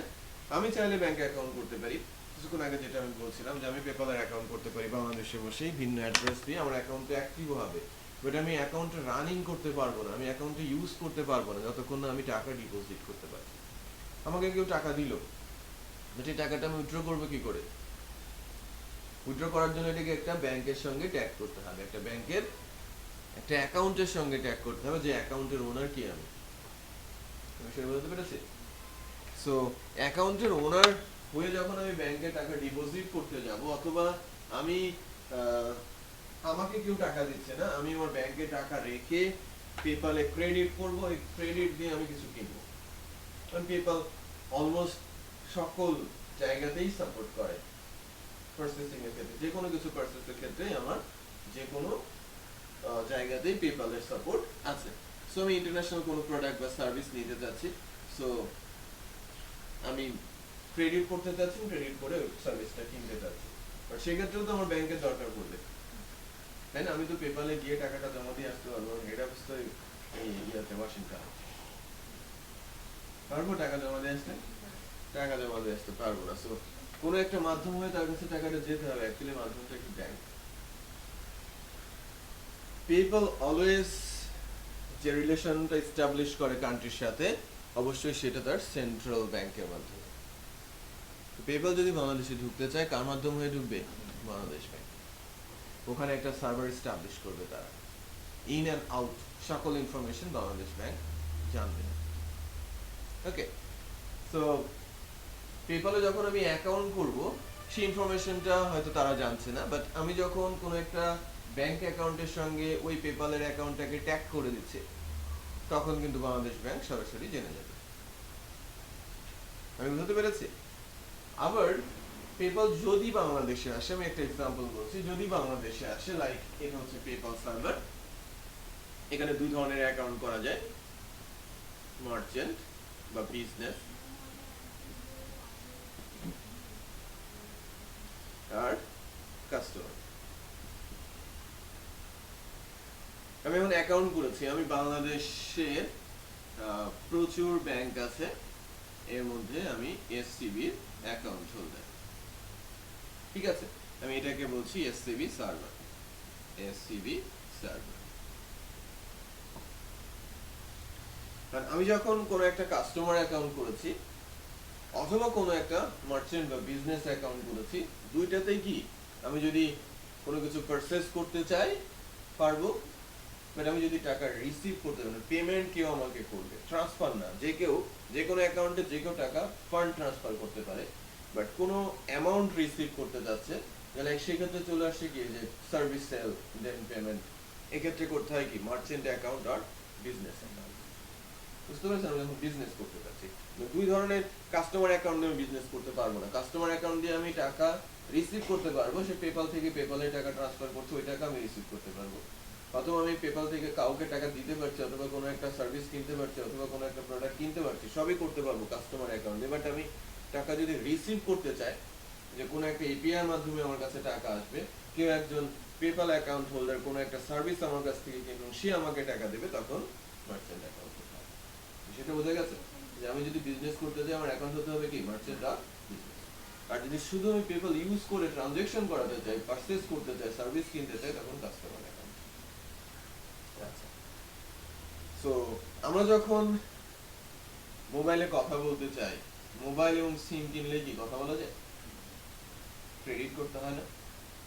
ক্রেডিট করতে হলে কি করতে হয়? গ্রামে গিয়ে টাকা দিয়ে আসতে হয়, তার কার্ড কিনতে হয়, তার ফ্লেক্সি করতে হয়, দেন আমার কাছে চলে আসে। আমার ক্রেডিট যখন আছে, আমি তখন কথা বলতে পারি, এসএমএস দিতে পারি, এমএমএস দিতে পারি, সবকিছুই করা যায়। সেটা বোঝাতে পারছি? সো যখন আমি পেপ্যালের অ্যাকাউন্ট হ্যান্ডেল করব, আমাকে কেউ টাকা দিচ্ছে, আমি তার কাছে টাকা দিচ্ছি বা তাকে আমি টাকা ট্রান্সফার করছি, এভাবে ম্যানেজ করা যায়। পেপ্যালের অ্যাকাউন্টও বাংলাদেশে বসে এভাবে ম্যানেজ করা যায় যে কেউ আমাকে ক্রেডিট করলো, আমি তাকে ট্রান্সফার করলাম, অথবা আমাকে কেউ ক্রেডিট দিল, আমি পারচেজ করলাম। এটা পসিবল, বাট কতদিন, কতক্ষণ? কারণ পেপ্যাল এই ফ্রডদের ধরার জন্য নাম্বার অফ পিপল রেখে দিয়েছে যারা ম্যানুয়াল প্রসেসে চেক করে থাকে ট্রানজাকশন বা কোথা থেকে এই অ্যাকাউন্টটা হ্যান্ডেল করা হচ্ছে। যদি তারা তাদের রেঞ্জের বাইরে থেকে পায় তাহলে অ্যাকাউন্টটা যত ক্রেডিটই থাকুক না কেন ব্লক করে দেয় উইদাউট এনি নোটিস। কোনো প্রকারের নোটিস ছাড়াই তার অ্যাকাউন্টটা ব্লক হয়ে যেতে পারে। কারণ আমার এই অ্যাকাউন্টে যদি আমি বাংলাদেশ থেকে রান করাতে চাই তাহলে সবসময় কিছু হতো যদিও সবকিছুই সম্ভব, বাট অনেক বেশি রিস্ক এখানে। ওকে, সো আমি যদি মনে করি যে আমি কাস্টমার, মনে করেন পেপ্যাল বাংলাদেশ সাপোর্ট করে, আমি কাস্টমার অ্যাকাউন্ট করেছি, আমি কোনো একটা সার্ভিস কিনতে যাচ্ছি অথবা কোনো একটা প্রোডাক্ট কিনতে যাচ্ছি অ্যামাজন থেকে পেপ্যালের মাধ্যমে, তো সেক্ষেত্রে যেটা হবে আমি আমার এই অ্যাকাউন্টের এগেনস্টে কোনো একটা ব্যাংকে থ্রু বাংলাদেশ ব্যাংক আমার কোনো একটা অ্যাকাউন্টকে ট্যাগ করে দিবে। ওখানে অ্যাকাউন্টে ঢুকে ক্রেডিট করার অপশন আছে, ক্রেডিট বাটন প্রেস করলে আপনাকে বলবে কত টাকা ক্রেডিট করবেন, ওইটা আপনি ডলার অ্যামাউন্টে দিয়ে দেবেন, হিট করবেন, সে চলে যাবে কোথায়? বাংলাদেশ ব্যাংক হয়ে ওই ব্যাংকের সার্ভারে, দেন ওই কার্ডের এগেনস্টে টাকাটাকে ক্রেডিট করে এখান থেকে ব্যাংকের অ্যাকাউন্ট থেকে কি করে দেবে, সেটাকে মাইনাস করে চলে আসবে কোথায়? PayPal account. দেন ওই ক্রেডিটটা আপনি যে কোনো কাজে ইউজ করতে পারেন। বোঝা যাচ্ছে? বাট ইন্টারেস্টিং বিষয় হচ্ছে যে কেউ যখন পেপ্যালের মাধ্যমে আপনার কাছ থেকে পেমেন্ট রিসিভ করছে তার ইনফরমেশন কোথায় আছে? একই সার্ভারে, তার একটা মার্চেন্ট অ্যাকাউন্ট আছে। তার মানে এখানে কিন্তু অনেকগুলো সার্ভার ঘুরছে না, সরাসরি PayPal to PayPal, very secure. ট্রানজাকশনটা মেড হচ্ছে কোথা থেকে কোথায়? PayPal to PayPal. অথরাইজেশন না হলে সেটা কখনোই সম্ভব না। তার মানে আমার পেপ্যাল আইডি যদি কেউ পেয়েও যায় কোনোভাবেই সে ট্রানজাকশন করাতে পারবে না। আবার পেপ্যাল একটা ইনফরমেশন দেয় যে কেউ যদি, আপনি যদি পেমেন্ট নিজেও করেন, যে অর্ডারটা প্লেস হয়েছে সেটা আপনি অ্যাকসেপ্ট করছেন কিনা, যদি অ্যাকসেপ্ট করেন সেক্ষেত্রে আপনার ওই অ্যামাউন্ট যেটা ক্লায়েন্ট থেকে, কাস্টমার থেকে নিয়ে মার্চেন্টকে দিয়েছে সেটা সে ছেড়ে দেয়, আদারওয়াইজ ধরে রাখে। ওই ক্রেডিটটা সে যেন উইথড্র করে না নিতে পারে, যতক্ষণ না পর্যন্ত ওইটাকে মানে ট্রানজাকশন মেড বাটনটা প্রেস করছে ততক্ষণ পর্যন্ত। যদি 7 দিনও পার হয়ে যায়, 7 দিনও কি ওই টাকাটা তাকে তুলতে দেবে না, আমি যখন কনফার্ম না করছে। সেটা বোঝা যাচ্ছে? সো এই ধরনের ফ্যাসিলিটি পেপ্যাল ট্রানজাকশনের মধ্যে আছে। সো পেপ্যালটা more secure, more easy to implement বলতে পারেন, এবং maximum first world, second world, third world country এটা সাপোর্ট করে। ওকে, সো প্রসেসটা বোঝা যাচ্ছে? এখানে দুই ধরনের অ্যাকাউন্ট করা যায়, আপনি মার্চেন্ট করেন আর কাস্টমার। সবই কি আপনি যদি ভেরিফাইড এবং অ্যাক্টিভ অ্যাকাউন্ট করতে চান অবশ্যই সেটা ব্যাংক অ্যাকাউন্টের মাধ্যমে ট্যাগ করতে হবে। আগে যেটা ওডেক্স ছিল, ওডেক্স একটা সিস্টেম ছিল যে আপনি বাংলাদেশে মানে ওয়্যার ট্রান্সফার বা র্যাপিড ট্রান্সফার বলে একটা বিষয় ছিল, যে আপনি স্পেসিফিক ব্যাংকের যদি ওয়্যার কোডটা তাদেরকে দিয়ে দেন এবং সেট করে রাখেন ক্রেডিট অ্যাকাউন্টের এগেনস্টে, সরাসরি বাটন প্রেস করার সাথে সাথে তারা একটা সার্ভিস চার্জ কেটে নিয়ে আপনার অ্যাকাউন্টে টাকাটা ট্রান্সফার করে দেয়। আপওয়ার্কেও সেই সিস্টেমটা আছে, বুঝতে পেরেছেন? ওটা একটা ভিন্ন জিনিস, বাট এটা হচ্ছে যে payment gateway, international payment gateway. So এখানেও আপনি যদি মার্চেন্ট হয়ে কোনো কাস্টমারের কাছ থেকে টাকা নিতে চান, সাইট থেকে যখন আপনি যাবেন একটা এপিআই থ্রুতে তাকে যেতে হবে। তার মানে আপনি যখন পেপ্যালের কাছে কোনো ইনফরমেশন পাঠাবেন, মনে করেন সাইটের কোনো একটা ইনফরমেশন, একটা কার্ড ইনফরমেশন, সো একটা ইনফরমেশন আপনি একটা পেজের ইনফরমেশন, পেজে কিছু ইনফরমেশন ফিল আপ করলেন এবং ওই পেজটা সাবমিট করে দিলেন এই পেপ্যালের কোনো একটা অ্যাড্রেসে। সো ওই পেজের ইনফরমেশন গিয়ে আপনাকে টোটালি একটা পেপ্যালের উইন্ডো দেখাবে যেখানে আপনার কার্ডের ইনফরমেশন থাকবে এবং আপনাকে বলবে আপনি পেপ্যালে লগ ইন করেন এবং পেমেন্ট করেন। তার মানে আমার কাকে পেমেন্ট করতে হবে, কত টাকা পেমেন্ট করতে হবে, সবকিছু আমি পাঠাচ্ছি কোথায়? এপিআই এর মাধ্যমে। কার কাছে? পেপ্যালের কাছে। দেন কাস্টমার পেপালে যাচ্ছে, পেপালকে ট্রাস্ট করছে এবং সেখান থেকে তারা পেমেন্টটা করে দিচ্ছে। বুঝতে পেরেছেন? সো অথরাইজড ডট নেটে যেরকম অথরাইজড ডট নেটে বা সিসিএস এ যাচ্ছে না, বা বাংলাদেশ ব্যাংকের কোনো কিছু আপনাকে দেখাচ্ছে না, সরাসরি ওই সাইটেই বসে আছেন, ট্রানজেকশনটা মেড হয়ে গেছে। বাট পেপালের তিন ধরনের এপিআই আছে। পেপালের ফার্স্ট এপিআই হচ্ছে ওয়েব স্ট্যান্ডার্ড, যেটা সবচেয়ে বেশি ইউজ করা হয়ে থাকে, ওইটা আমরা দেখব। যে আপনাকে সাইট থেকে কোথায় নিয়ে যাচ্ছে, পেপালে নিয়ে যাচ্ছে, এবং পেপালে বসে আপনি ট্রানজেকশনটা করছেন, পেপালে দেখে বুঝে পেমেন্টটা আপনি করে দিচ্ছেন। দুই হচ্ছে পেপাল ডু ডিরেক্ট, যেটা ছোটখাটো ওয়েবসাইটগুলো করতে পারবে না, কারণ ওই সাইটগুলোকে কি কাস্টমার ট্রাস্ট করবে না, তাই কিনা? আমরা কি ছোট ব্র্যান্ডকে ট্রাস্ট করি? ইভেন ব্র্যান্ড না, ছোট দোকানগুলো কি ট্রাস্ট করি? যদি বলে যে নন ব্র্যান্ডেড কোনো একটা কোম্পানি, তার কাছ থেকে আপনি প্রোডাক্ট কিনেছেন, আপনার কাছ থেকে টাকাও নিয়েছে, বললো যে অ্যাড্রেসটা দিয়ে যান, আমি প্রোডাক্টটা পৌঁছে দিব, আপনি কি তাকে ট্রাস্ট করবেন? ম্যাক্সিমাম কেসেই করবেন না। কিন্তু আমি ফার্নিচারের কথাই বলি, আপনি লাইক হাতিলে গিয়েছেন, অটোবিতে গিয়েছেন, ঠিকই আপনি সেখানে টাকা দিয়ে মানি রিসিপ্ট নিয়ে কথা না বলেই চলে আসেন, জানেন যে ওরা একটা স্পেসিফিক ডেট যেটা রিসিপ্টে দিয়ে দিয়েছে সেই অনুযায়ী পৌঁছে যাবে। বাট ওখানে তো আরো অনেক শোরুম আছে, তাদেরকে কি ট্রাস্ট করছেন? করছেন না। সো এই কারণে ওয়েবে যারা জায়ান্ট আর কি, বড় বড় সাইট ওনার, তারা এই সার্ভিসটা সেল করতে পারে, মানে ওই এপিআইটি ইউজ করতে পারে, যেটা পেপাল ডু ডিরেক্ট। জাস্ট ওই সাইটে পেপাল আইডিটা দিয়ে দেবে, অটোমেটিক ট্রানজেকশনটা হয়ে যাবে, আপনি অ্যাকাউন্ট থেকে পরে যখন অ্যাক্টিভ করে দেবেন ওটাকে, তখন ট্রানজেকশনটা মানে সাকসেসফুল হয়।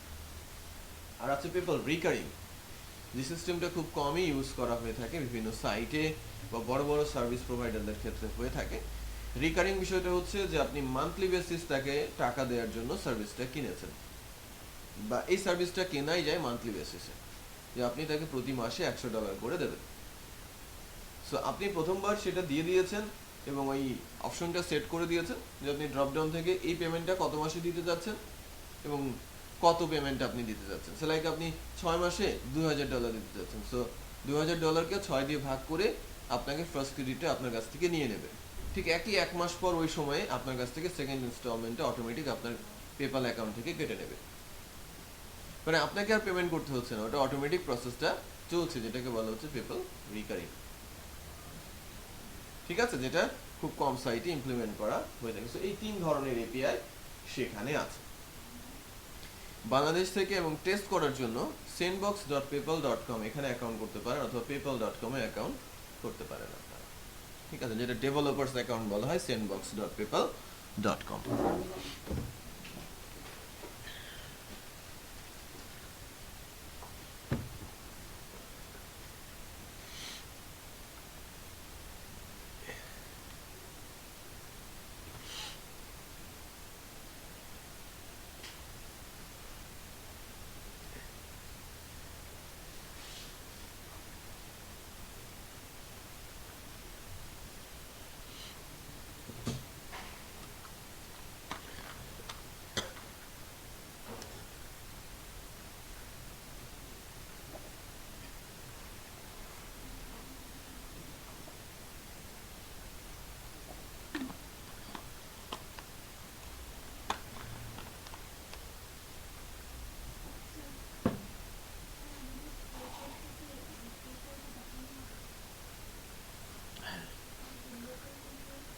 লোকাল গেটওয়ে নিতে হলে তো অনেক ইনফরমেশন দিতে হবে, সরাসরি ফ্রি এপিআই দেয় না। লোকাল গেটওয়েগুলোর জন্য তাদের সঙ্গে কমিউনিকেট করে বিভিন্ন ইনফরমেশন দেওয়ার মাধ্যমে এপিআইগুলো নিতে হয়, সরাসরি এপিআই অনলাইন থেকে পাওয়া যায় না।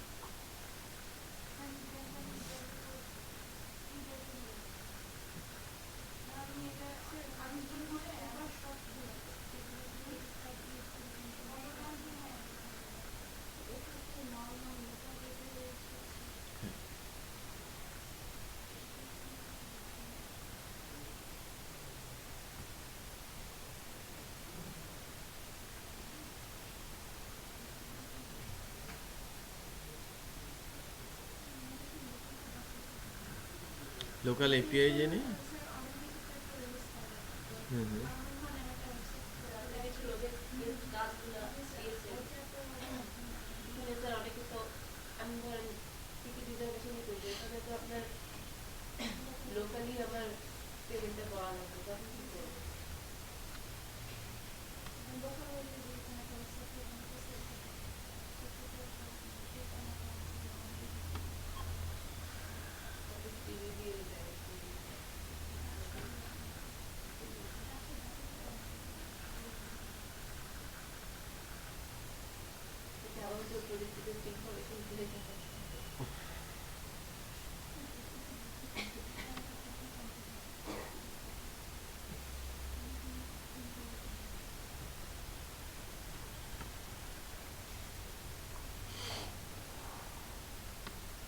আচ্ছা দেখি আমি এর ভেতরে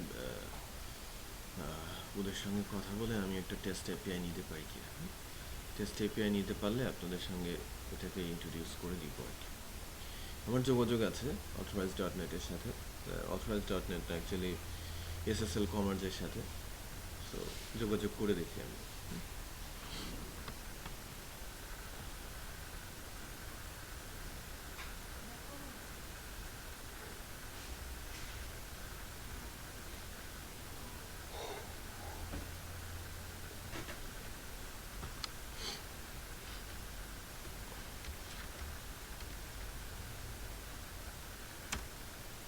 PayPal, huh? Login, Australia, PayPal I, PayPal developer, login your PayPal account. Direct PayPal আপনি যেতে পারেন, সেন্ড মানি, পে অনলাইন আর send up to merchant, so অনেক কিছু এখানে সম্ভব।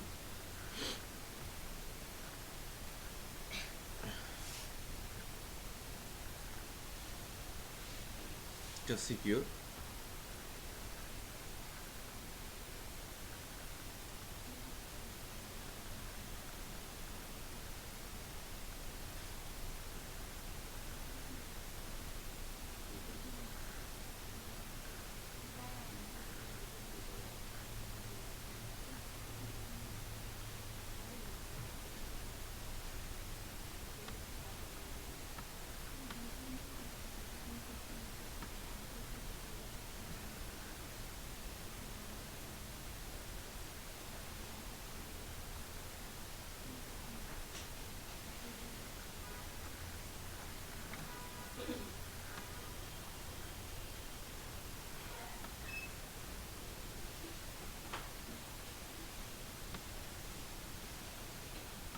আচ্ছা, সো আমি পেপালের একটা এপিআই আমাদের প্রজেক্টে অ্যাড করছি। এপিআইটা সম্পর্কে একটু বলি, অ্যাপ্লিকেশন প্রোগ্রাম ইন্টারফেস। আবারও বলছি, এপিআই কি? অ্যাপ্লিকেশন প্রোগ্রাম ইন্টারফেস, যার মাধ্যমে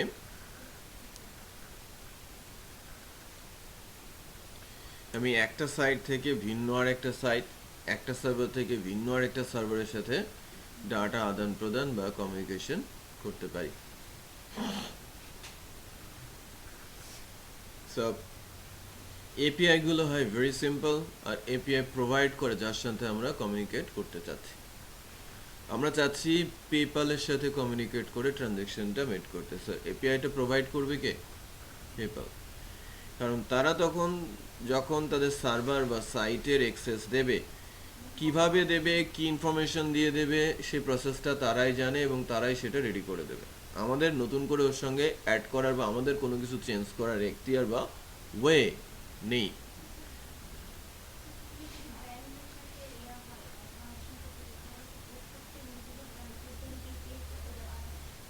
না, একটা এপিআই।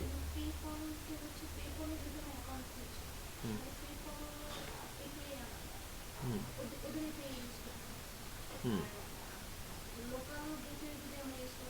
তাদের এপিআই ইউজ করতে হবে।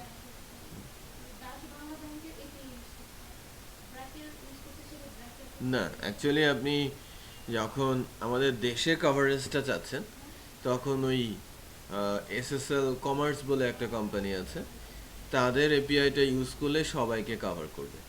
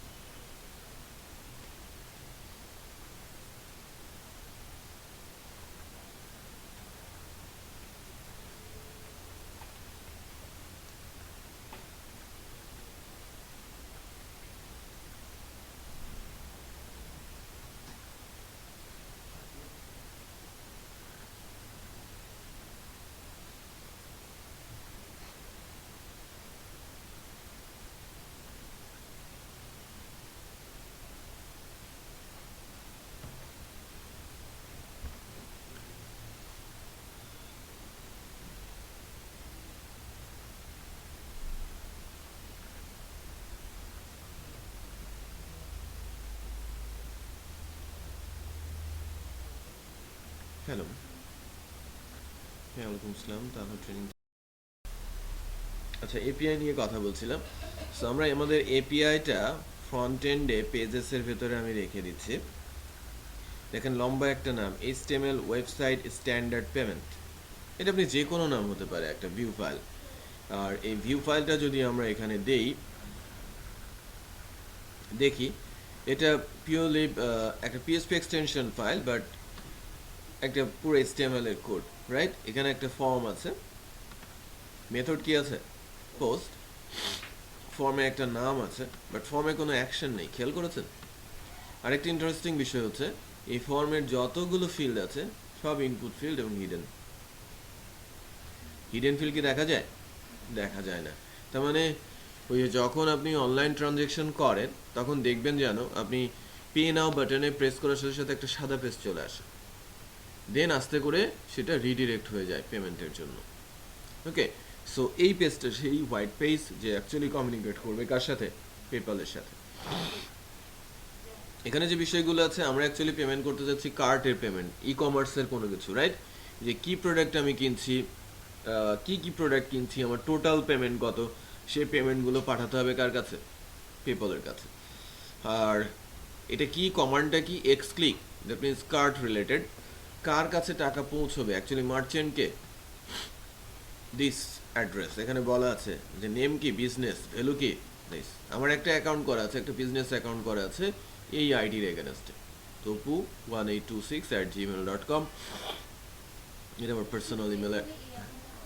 হ্যাঁ, এই আইডিটা দিয়ে পেপ্যাল অ্যাকাউন্ট করা আছে। সো এই, তার মানে কোনো পেপ্যালে গিয়ে যখন কোনো মার্চেন্ট, কোনো ক্লায়েন্ট টাকা দেবে, টাকাটা জমা পড়বে কার কাছে? এসে এই মার্চেন্টের কাছে। আমি কি নিয়েছি? আমি জাস্ট ফিক্সড ভ্যালু দিয়েছি। আমরা এটাকে পরে ডায়নামিকও করতে পারবো। কার্ড থেকে ভ্যালু নিয়ে কি এখানে আমি কি আমার প্রোডাক্টের নামগুলো কনক্যাট করে দিতে পারবো না? টোটাল অ্যামাউন্ট থেকে আমি এখানে দিয়ে দিতে পারবো না? আমার কার্টে যে অ্যামাউন্টটা আছে সেই কার্ট অ্যামাউন্টটা দিয়ে দিতে পারবো। সো ইনফরমেশনগুলো এখানে থাকবে। ইনপুট হিডেন RM2, অ্যাকচুয়ালি এটা দিয়ে বোঝাচ্ছে অ্যাড্রেস দুই ধরনের হয়, একটা বিলিং আর একটা শিপিং। ওয়ান মানে কি, যে কোনো একটা ভ্যালু লাইক বিলিং এবং শিপিং সেম অ্যাড্রেস হয়ে যাবে। যখন টু, তখন দুইটা অ্যাড্রেস কি ডিফারেন্ট হতে পারে। ওকে, সো অ্যাড্রেস ওভাররাইট করবে না, একটা অ্যাড্রেসকে আরেকটা অ্যাড্রেস ওভাররাইট করবে না। এখানে এসে ফার্স্টে বলা হচ্ছে অ্যাড্রেস ওয়ান, এখানে দিব আমরা। আর অ্যাড্রেস টুটা কোথায় দিব? এখানে। অ্যাড্রেস ওয়ানটা হচ্ছে বিলিং আর অ্যাড্রেস টুটা হচ্ছে কি আমার শিপিং, রাইট? আর কোন কান্ট্রি থেকে অর্ডার হচ্ছে সেই ইনফরমেশনগুলো আমরা এখানে, বা কোন স্টেট থেকে, কোন জিপ কোড থেকে, সেটাও আমরা প্রোভাইড করবো কার কাছে? পেপ্যালের কাছে। কারণ পেপ্যাল যেন এই অর্ডারটা সম্পর্কে সব কিছু জানে। কারণ ইন্টারন্যাশনালি যে সার্ভিস বলেন, প্রোডাক্ট বলেন, সার্ভিস হলে তো কোনো সমস্যা নেই, ওখানে কোনো শিপিং মেথড নেই। সার্ভিস হলে অটোমেটিক আমি একটা ডোমেন কিনছি বা আমি একটা হোস্টিং কিনছি, আমি পেমেন্ট করে দিলাম, আমার অ্যাকাউন্টে অ্যাক্টিভ হয়ে গেল। ওখানে কোনো কিছু শিপমেন্ট করার কোনো স্কোপ আছে? নেই।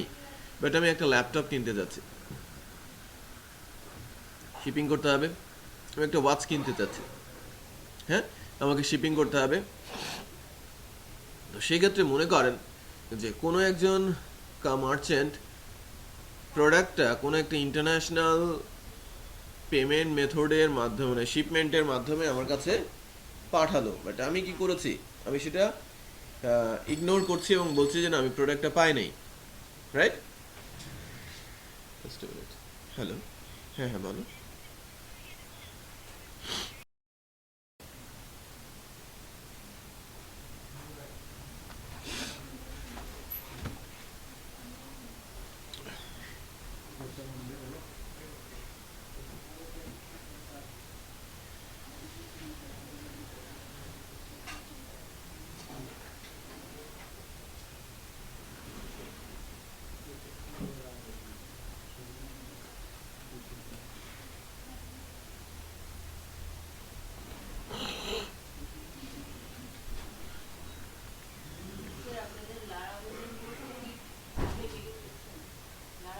হুম, 7 তারিখ থেকে।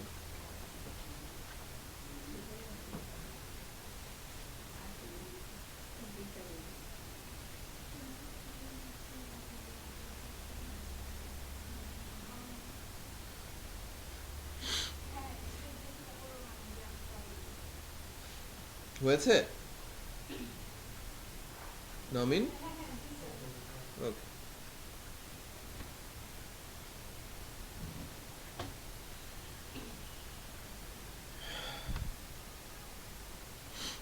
আচ্ছা, এখানকার বিষয়গুলো তো বোঝা যাচ্ছে তাই না, যে এখানে কি আছে। সো এই জায়গাটা অত্যন্ত ইম্পর্ট্যান্ট। নর্মালি যেটা করতে হয় যে যদি একটা প্রোডাক্ট হয় সেক্ষেত্রে আমরা মানে একটা সার্ভিস ওরিয়েন্টেড হলে যে আমার সার্ভিস একটা, সার্ভিসের নেম এটা, আর আমি ভ্যালু দিয়ে দিচ্ছি, ওকে। আর যদি শপিং কার্ট রিলেটেড হয় সেক্ষেত্রে এখানে কোয়ান্টিটিটা 1 পাঠাতে হয়, আইটেম নেম যেগুলো সেগুলো কনক্যাট করে পাঠাতে হয়, আর টোটাল অ্যামাউন্টটা অ্যামাউন্টের জায়গায় বসিয়ে দিতে হয়। বুঝতে পেরেছেন? যখন কার্ট থেকে নামগুলো নিয়ে কনক্যাট করে দেবেন, সো এখান থেকে নিয়ে সেটা প্লেস করতে হয়। সো আমরা যদি আমাদের প্রজেক্টে এটাকে ইন্টিগ্রেট করতে চাই সেক্ষেত্রে আমরা এখান থেকে যেটা ধরবো সেটা হচ্ছে এরকম: কন্ট্রোলার চেক আউট,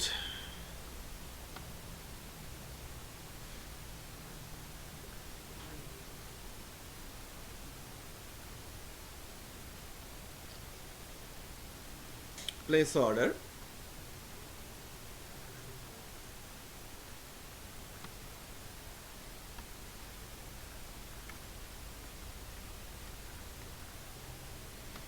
এটা এখান থেকে রিডিরেক্ট না হয়ে এখান থেকে রিডিরেক্ট না হয়ে চলে যাবে কি this load view.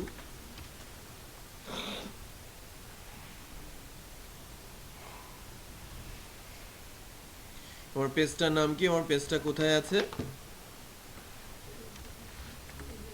Pages slash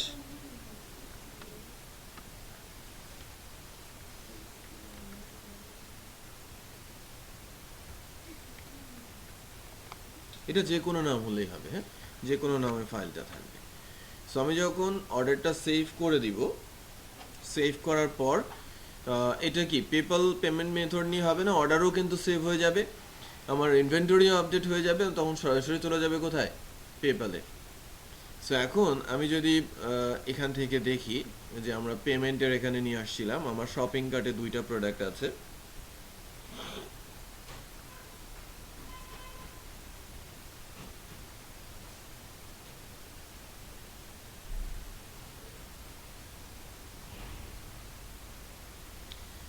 so এটাকে যদি আমরা চেক আউট বলি, যদিও আমরা এখানে ফিক্সড অ্যামাউন্ট দিয়েছি তাই না, এখানে কিন্তু আমাদের এপিআইটার মধ্যে এখনো ফিক্সড ভ্যালুই আছে, এটা ডাইনামিক করিনি, আমরা ডাইনামিক করব। সরাসরি অ্যামাউন্টটা কি আসে দেখি। হ্যাঁ, হ্যালো তুলি। আচ্ছা আচ্ছা আচ্ছা আচ্ছা, তো আপনি আপনি তাহলে মঙ্গলবারে আসেন, পারবেন?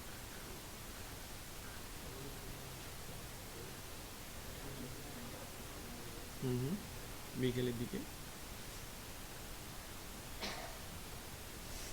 আচ্ছা ঠিক আছে, ওকে ওকে ওকে, আল্লাহ হাফেজ।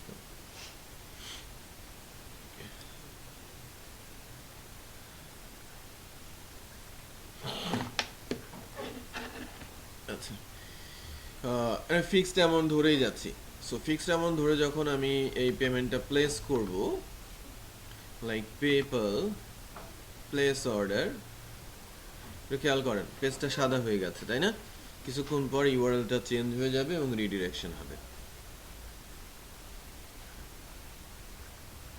চেঞ্জ হয়ে গেছে না পেপালে? হ্যাঁ, এটা কিভাবে হলো সেটা আমি বলছি। দেখেন, আইটেম প্রাইস এত, নাম কি? ল্যাপটপ। আইটেম প্রাইস যেহেতু ওয়ান কোয়ান্টিটি $1000 যেটা দেওয়া ছিল ওটা চলে আসে। এটা আমরা বুঝছি কিনা, এটা হচ্ছে মার্চেন্ট যার কাছে টাকাটা যাবে। আর পেপালে সে অ্যাকাউন্ট করবে, অথবা পে উইথ পেপাল অ্যাকাউন্ট, তার অ্যাকাউন্ট যদি থাকে সেখান থেকে লগ ইন করে অর্ডারটা কমপ্লিট করবে, রাইট। আদারওয়াইজ সে নিজে অ্যাকাউন্ট করে নিয়ে তারপরে অর্ডারটা কমপ্লিট করবে। এটা লেন্দি প্রসেস, অনেক হয় না। নর্মালি এখানে অ্যাকাউন্ট করায় থাকে, সে লগ ইন করবে এবং অর্ডারটা কমপ্লিট করবে। আচ্ছা, নিজের পেপাল অ্যাকাউন্টটাই আমি ভুলে গিয়েছি।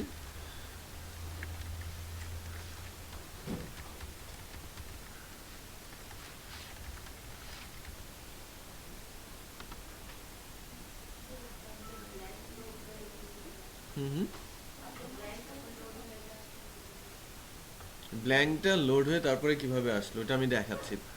আমার ইনফরমেশনটা ভুল হচ্ছে, please make sure you have entered your email address correctly, please re-enter your password.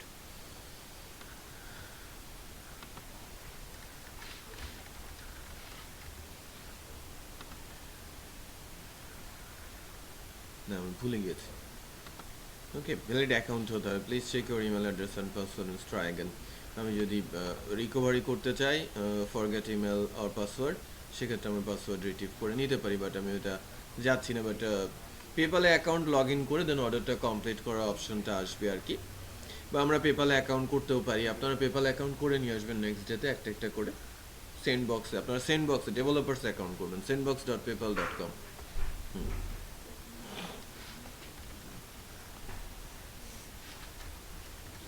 sendbox.paypal.com এখানে ফ্রিতে অ্যাকাউন্ট করা যায়। ঠিক আছে, আমি অ্যাকচুয়ালি সাবমিট করেছি সেন্ডবক্সেই। সো এখানে অ্যাকাউন্টটা দেখেন sendbox.paypal.com এ টেস্ট অ্যাকাউন্ট। সো এটা কিভাবে হলো, এই পেজটা যখন আমি লোড করে দিয়েছি, এই পেজের বডি অনলোডে একটু খেয়াল করেন, বডির অনলোডে পেপাল সাবমিট নামে একটা ফাংশন কল করা আছে। এটা কি একটা জাভাস্ক্রিপ্ট ফাংশন? জাভাস্ক্রিপ্ট ফাংশনগুলো তো আমরা ইভেন্টের মাধ্যমে থ্রো করতে পারি। অন পেপাল সাবমিট এটা যে কোনো নাম হতে পারে। দেন ফাংশনটার মধ্যে গিয়ে কি করা হচ্ছে, ভেরিয়েবলের মধ্যে একটা অ্যাড্রেস নেওয়া হচ্ছে, এটা হচ্ছে ওই ইউআরএলটা যেখানে আমরা সাবমিট করেছি। হ্যাঁ, sendbox.paypal.com CGI waivers অ্যাকশনটা বানানো হচ্ছে। দেন বলা হচ্ছে document.form, দেন আমার ফর্মের নাম form order auto submit dot action. Action কি, ফর্মের একটা এলিমেন্ট না, তার মধ্যে বাইন্ড করা হচ্ছে কি অ্যাকশন নেমটা, দ্যাট মিনস উপরের নামটা। তারপরে বলা হচ্ছে form order auto submit dot submit, তো এই ফর্মটা তখন জাভাস্ক্রিপ্টের মাধ্যমে ওই ইউআরএল এর কাছে সাবমিট হয়ে যাচ্ছে। আর যেহেতু এই পেজের সব কিছুই হিডেন, পেজটা যখন লোড হয়ে গেছে সাবমিট হওয়ার আগ পর্যন্ত কি সাদা পেজটাই দেখাবে। বুঝতে পেরেছেন কেন সাদা পেজটা আসছে, তারপরে কিভাবে রিডিরেক্ট হয়ে চলে গেল? হ্যাঁ, অনলোড হয়ে ওখানে চলে গেল। ক্লিয়ার? আচ্ছা, সো আমরা যদি এই পেজটাকে ডাইনামিক করতে চাই, সেক্ষেত্রে আমাদের যে কন্ট্রোলারটা আছে চেক আউট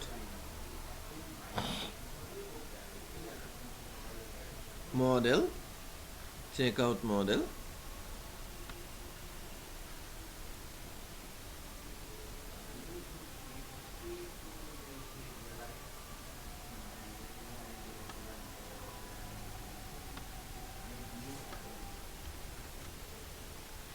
আমি এটাকে নিয়ে নিচ্ছি এখানে।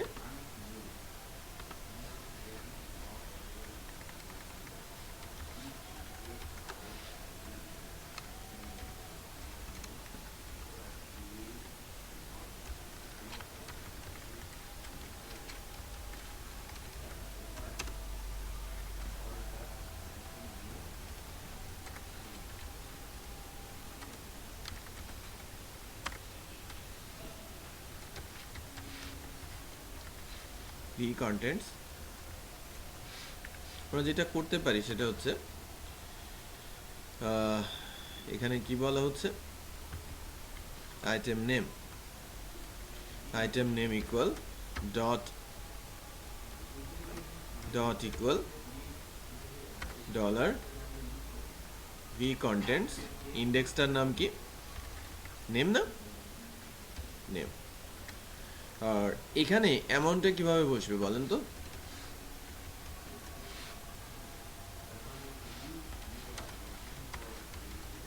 দিস সেশন কি নামে আছে, ইন্ডেক্সটা কি নামে আছে, ভ্যাটটা যে জি টোটাল হিসেবে ছিল না কার্টে, আমার মনে নেই, বাট আমি আমার অ্যাজাম্পশন থেকে বলছি, কারণ সবসময় জি টোটালে আমি ইউজ করে থাকি। হ্যাঁ, জি টোটাল, ঠিক আছে, জি টোটাল। সো জি টোটালটা আমি এখানে দিয়ে দিয়েছি, কারণ এখানে যদি আমাদের বিডিটি হয়, ওকে, বিডিটির ক্ষেত্রে সেক্ষেত্রে আমরা যেটা করব এটাকে ডলারে কনভার্ট করে দেব, যেহেতু এটা আমাদের বিডিটি না, বিডিটি অ্যামাউন্টটাকে আমাকে ডলারে কনভার্ট করে দিতে হবে, কারণ পেপাল ডলার ছাড়া অন্য কোনো কিছুই নেয় না। ওকে, সো একটা স্ক্রিপ্ট আছে, পিএসপিরই একটা স্ক্রিপ্ট আছে যার মাধ্যমে আপনি যে কোনো অ্যামাউন্টকে ডলারে কনভার্ট করতে পারেন কারেন্ট টাইমে ডলার রেটের সাথে। ওকে, বাট আমি যদি এখান থেকে বলি যে টোটাল, ঠিক আছে, জি টোটালটা actually this divided by 78.85 current rate. এখনকার কিন্তু কারেন্ট রেটটা কত, টাকার এগেনস্টে, এটা কিন্তু ডলারে কনভার্ট হয়ে গেল। আমি বোঝাতে পারলাম? আমি 2 দিন আগের রেট বলছি, 20 তারিখের রেট আমার জানা আছে, ডলার রেটটা সেটা আমি এখানে দিলাম। বাট এটা হয়ে গেল কি ফিক্সড, বাট এই ডলার রেটটা কিন্তু সবসময়ই ফ্ল্যাকচুয়েট করে, এই অ্যারাউন্ড $1 মধ্যে ওঠানামা করে। 78.25 থেকে 78.9 পর্যন্ত সবসময় কিন্তু এদিক সেদিক হতে থাকে অলওয়েজ। বাট এই জায়গাটা কি করা যায়, ডায়নামিক করা যায় পিএসপি স্ক্রিপ্টিং এর মাধ্যমে। সো আমি ডলার এটাকে কনভার্ট করে নিলাম, ভ্যালুটাকে 1 এ রাখছি। এখন এই যে আইটেম নেম, এই আইটেম নেমটা কোথায় দিয়ে দিব,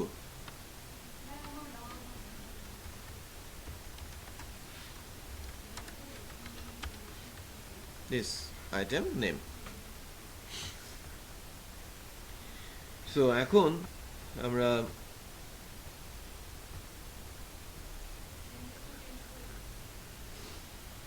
কার্ট কিন্তু ক্লিয়ার হয়ে গেছে।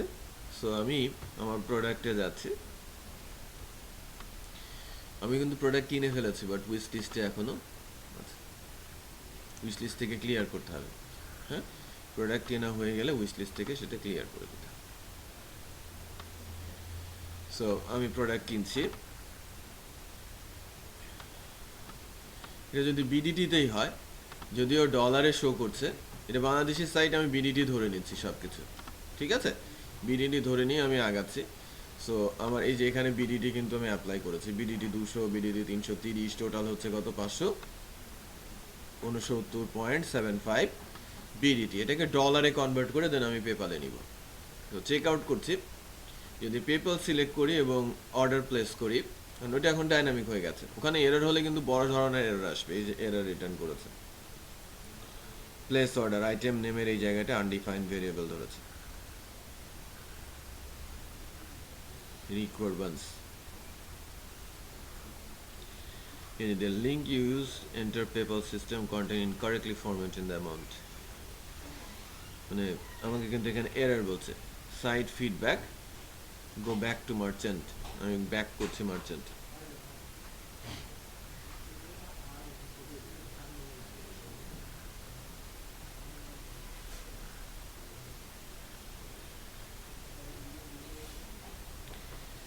আমার আইটেম নেমের ওখানে প্রবলেম হয়েছে।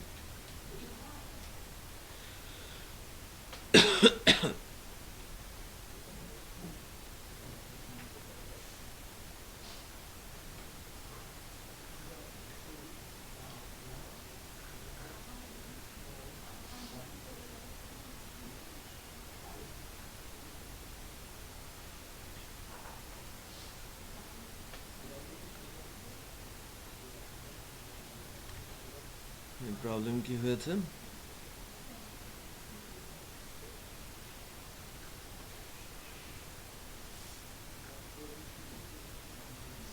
আমার এররটা কি ছিল,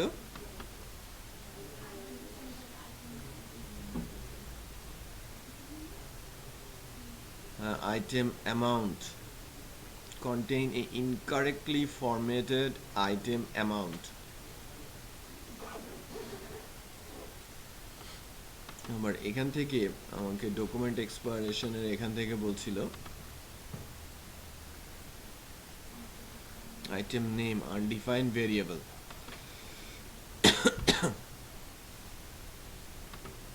বেশ কিছু ভুল ধরেছে আমাকে এখানে।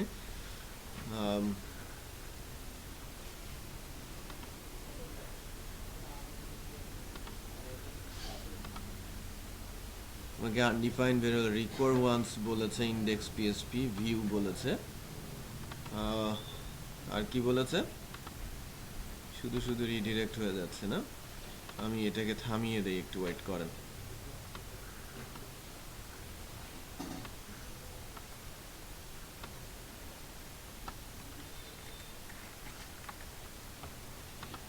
রিডিরেকশনটা বন্ধ করে দিই, আগে এররটা সলভ করি। Message undefined variable, item name 36 number line, ব্র্যাকেটে ফাইল, এরর হ্যান্ডলার, checkout.php কন্ট্রোলারের ফাংশন ভিউ লাইন,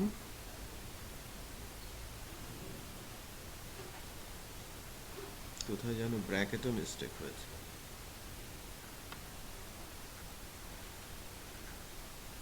আইটেম নেমটা কোনটা রাখতে?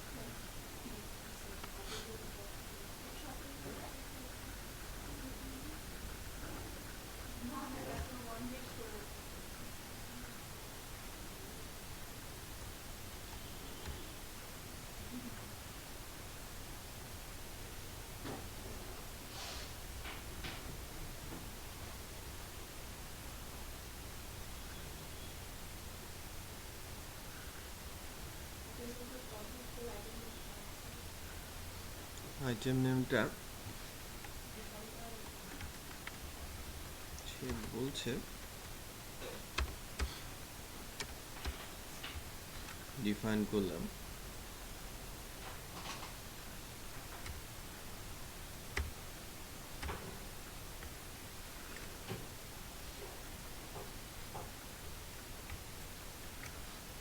ঠিক আছে।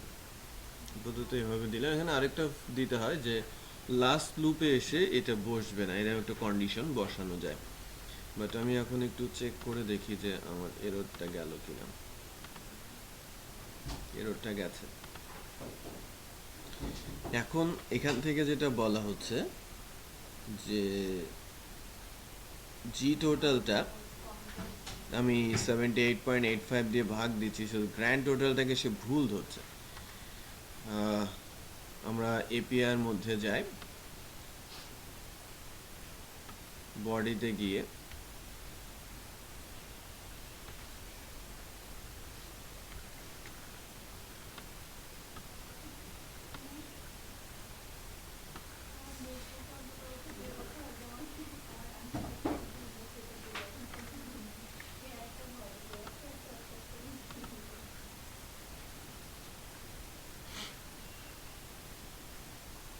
এই যে ফরম্যাটেড আইটেম অ্যামাউন্ট, সে ইনকারেক্ট ফরম্যাট পাচ্ছে। সো গ্র্যান্ড টোটালটা সে সরাসরি ওভাবে পাচ্ছে না। ঠিক আছে, গ্র্যান্ড টোটালটা আমরা আপাতত ডলারে কনভার্ট করলে, ওই যেটা আমি একটা ইয়ের কথা বললাম না,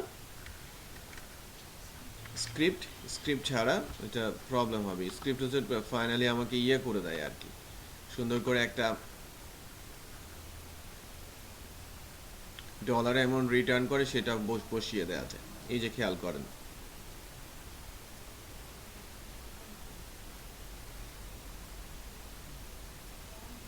এন্টার ডেসক্রিপশন বলেছে, এখানে ডেসক্রিপশন অ্যামাউন্টের কথা আসছে। হ্যাঁ, আইটেম নেমটা আসে না, আইটেম নেমের এখানে গন্ডগোল আছে। আইটেম নেমটা ধরতে পারে নাই, কারণ আমরা একটু দেখি, আবার নতুন করে আসি, কারণ ক্লিয়ার হয়ে গেছে কার্ড। দুইটা প্রোডাক্ট নিচ্ছে,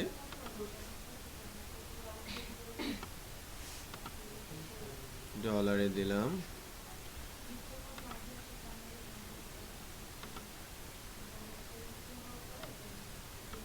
আরেকটা প্রোডাক্ট নিলাম, অ্যাড টু কার্ট করলাম। দুইটা প্রোডাক্ট আছে তাই না, এয়ার ফ্রেশনার আর ন্যাপকিন আছে। প্লেস অর্ডার,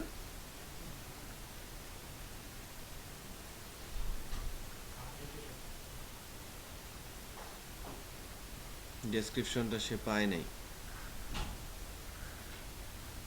আইটেম নেমটা সে পায় নাই। যখনই সে আইটেম নেম পায় না, তখন ওখান থেকে ডেসক্রিপশনটা দিয়ে দিতে বলে।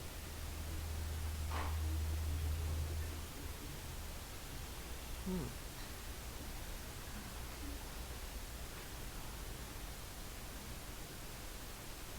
তো ঠিক আছে, আজকে আমি এতটুকু রাখছি।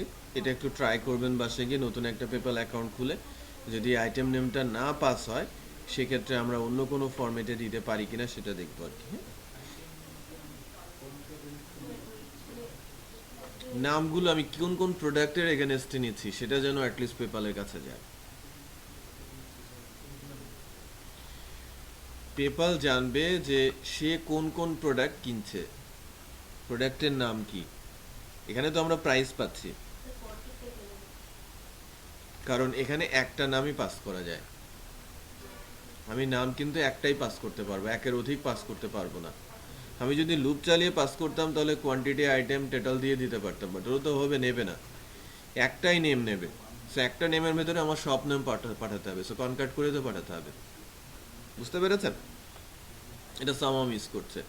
সো এই কারণে আমরা দেখি এটা নেক্সট ডেতে আমি এটাকে সলভ করে ফেলবো আর কি। পেন ড্রাইভটা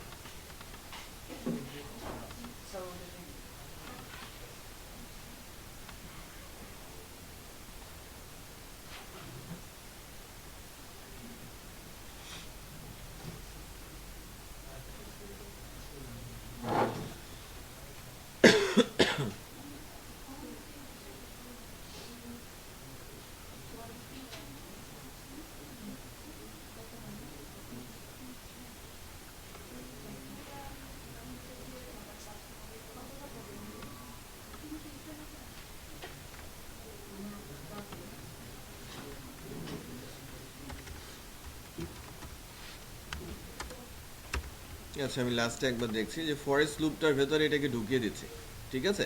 আর আইটেম নেমটা আমি এখানে ইকো করে দিচ্ছি, গ্র্যান্ড টোটালটা আমি উপরে তুলে ফেলছি। লাস্টে দেখি যে আমার প্রোডাক্টের নামগুলো আসছে কিনা। অ্যাটলিস্ট দুইটা প্রোডাক্ট আমি অর্ডার করি।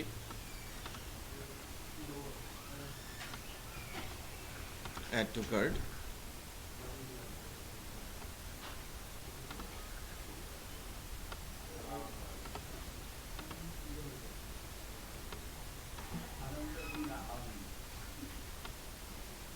ঠিক আছে। Check out, PayPal, place order.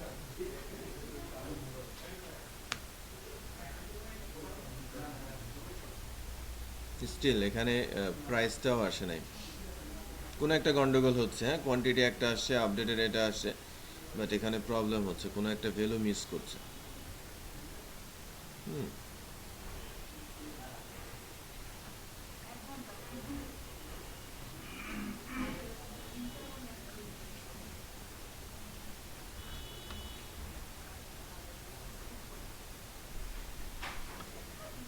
ঠিক আছে, আমি নেক্সট।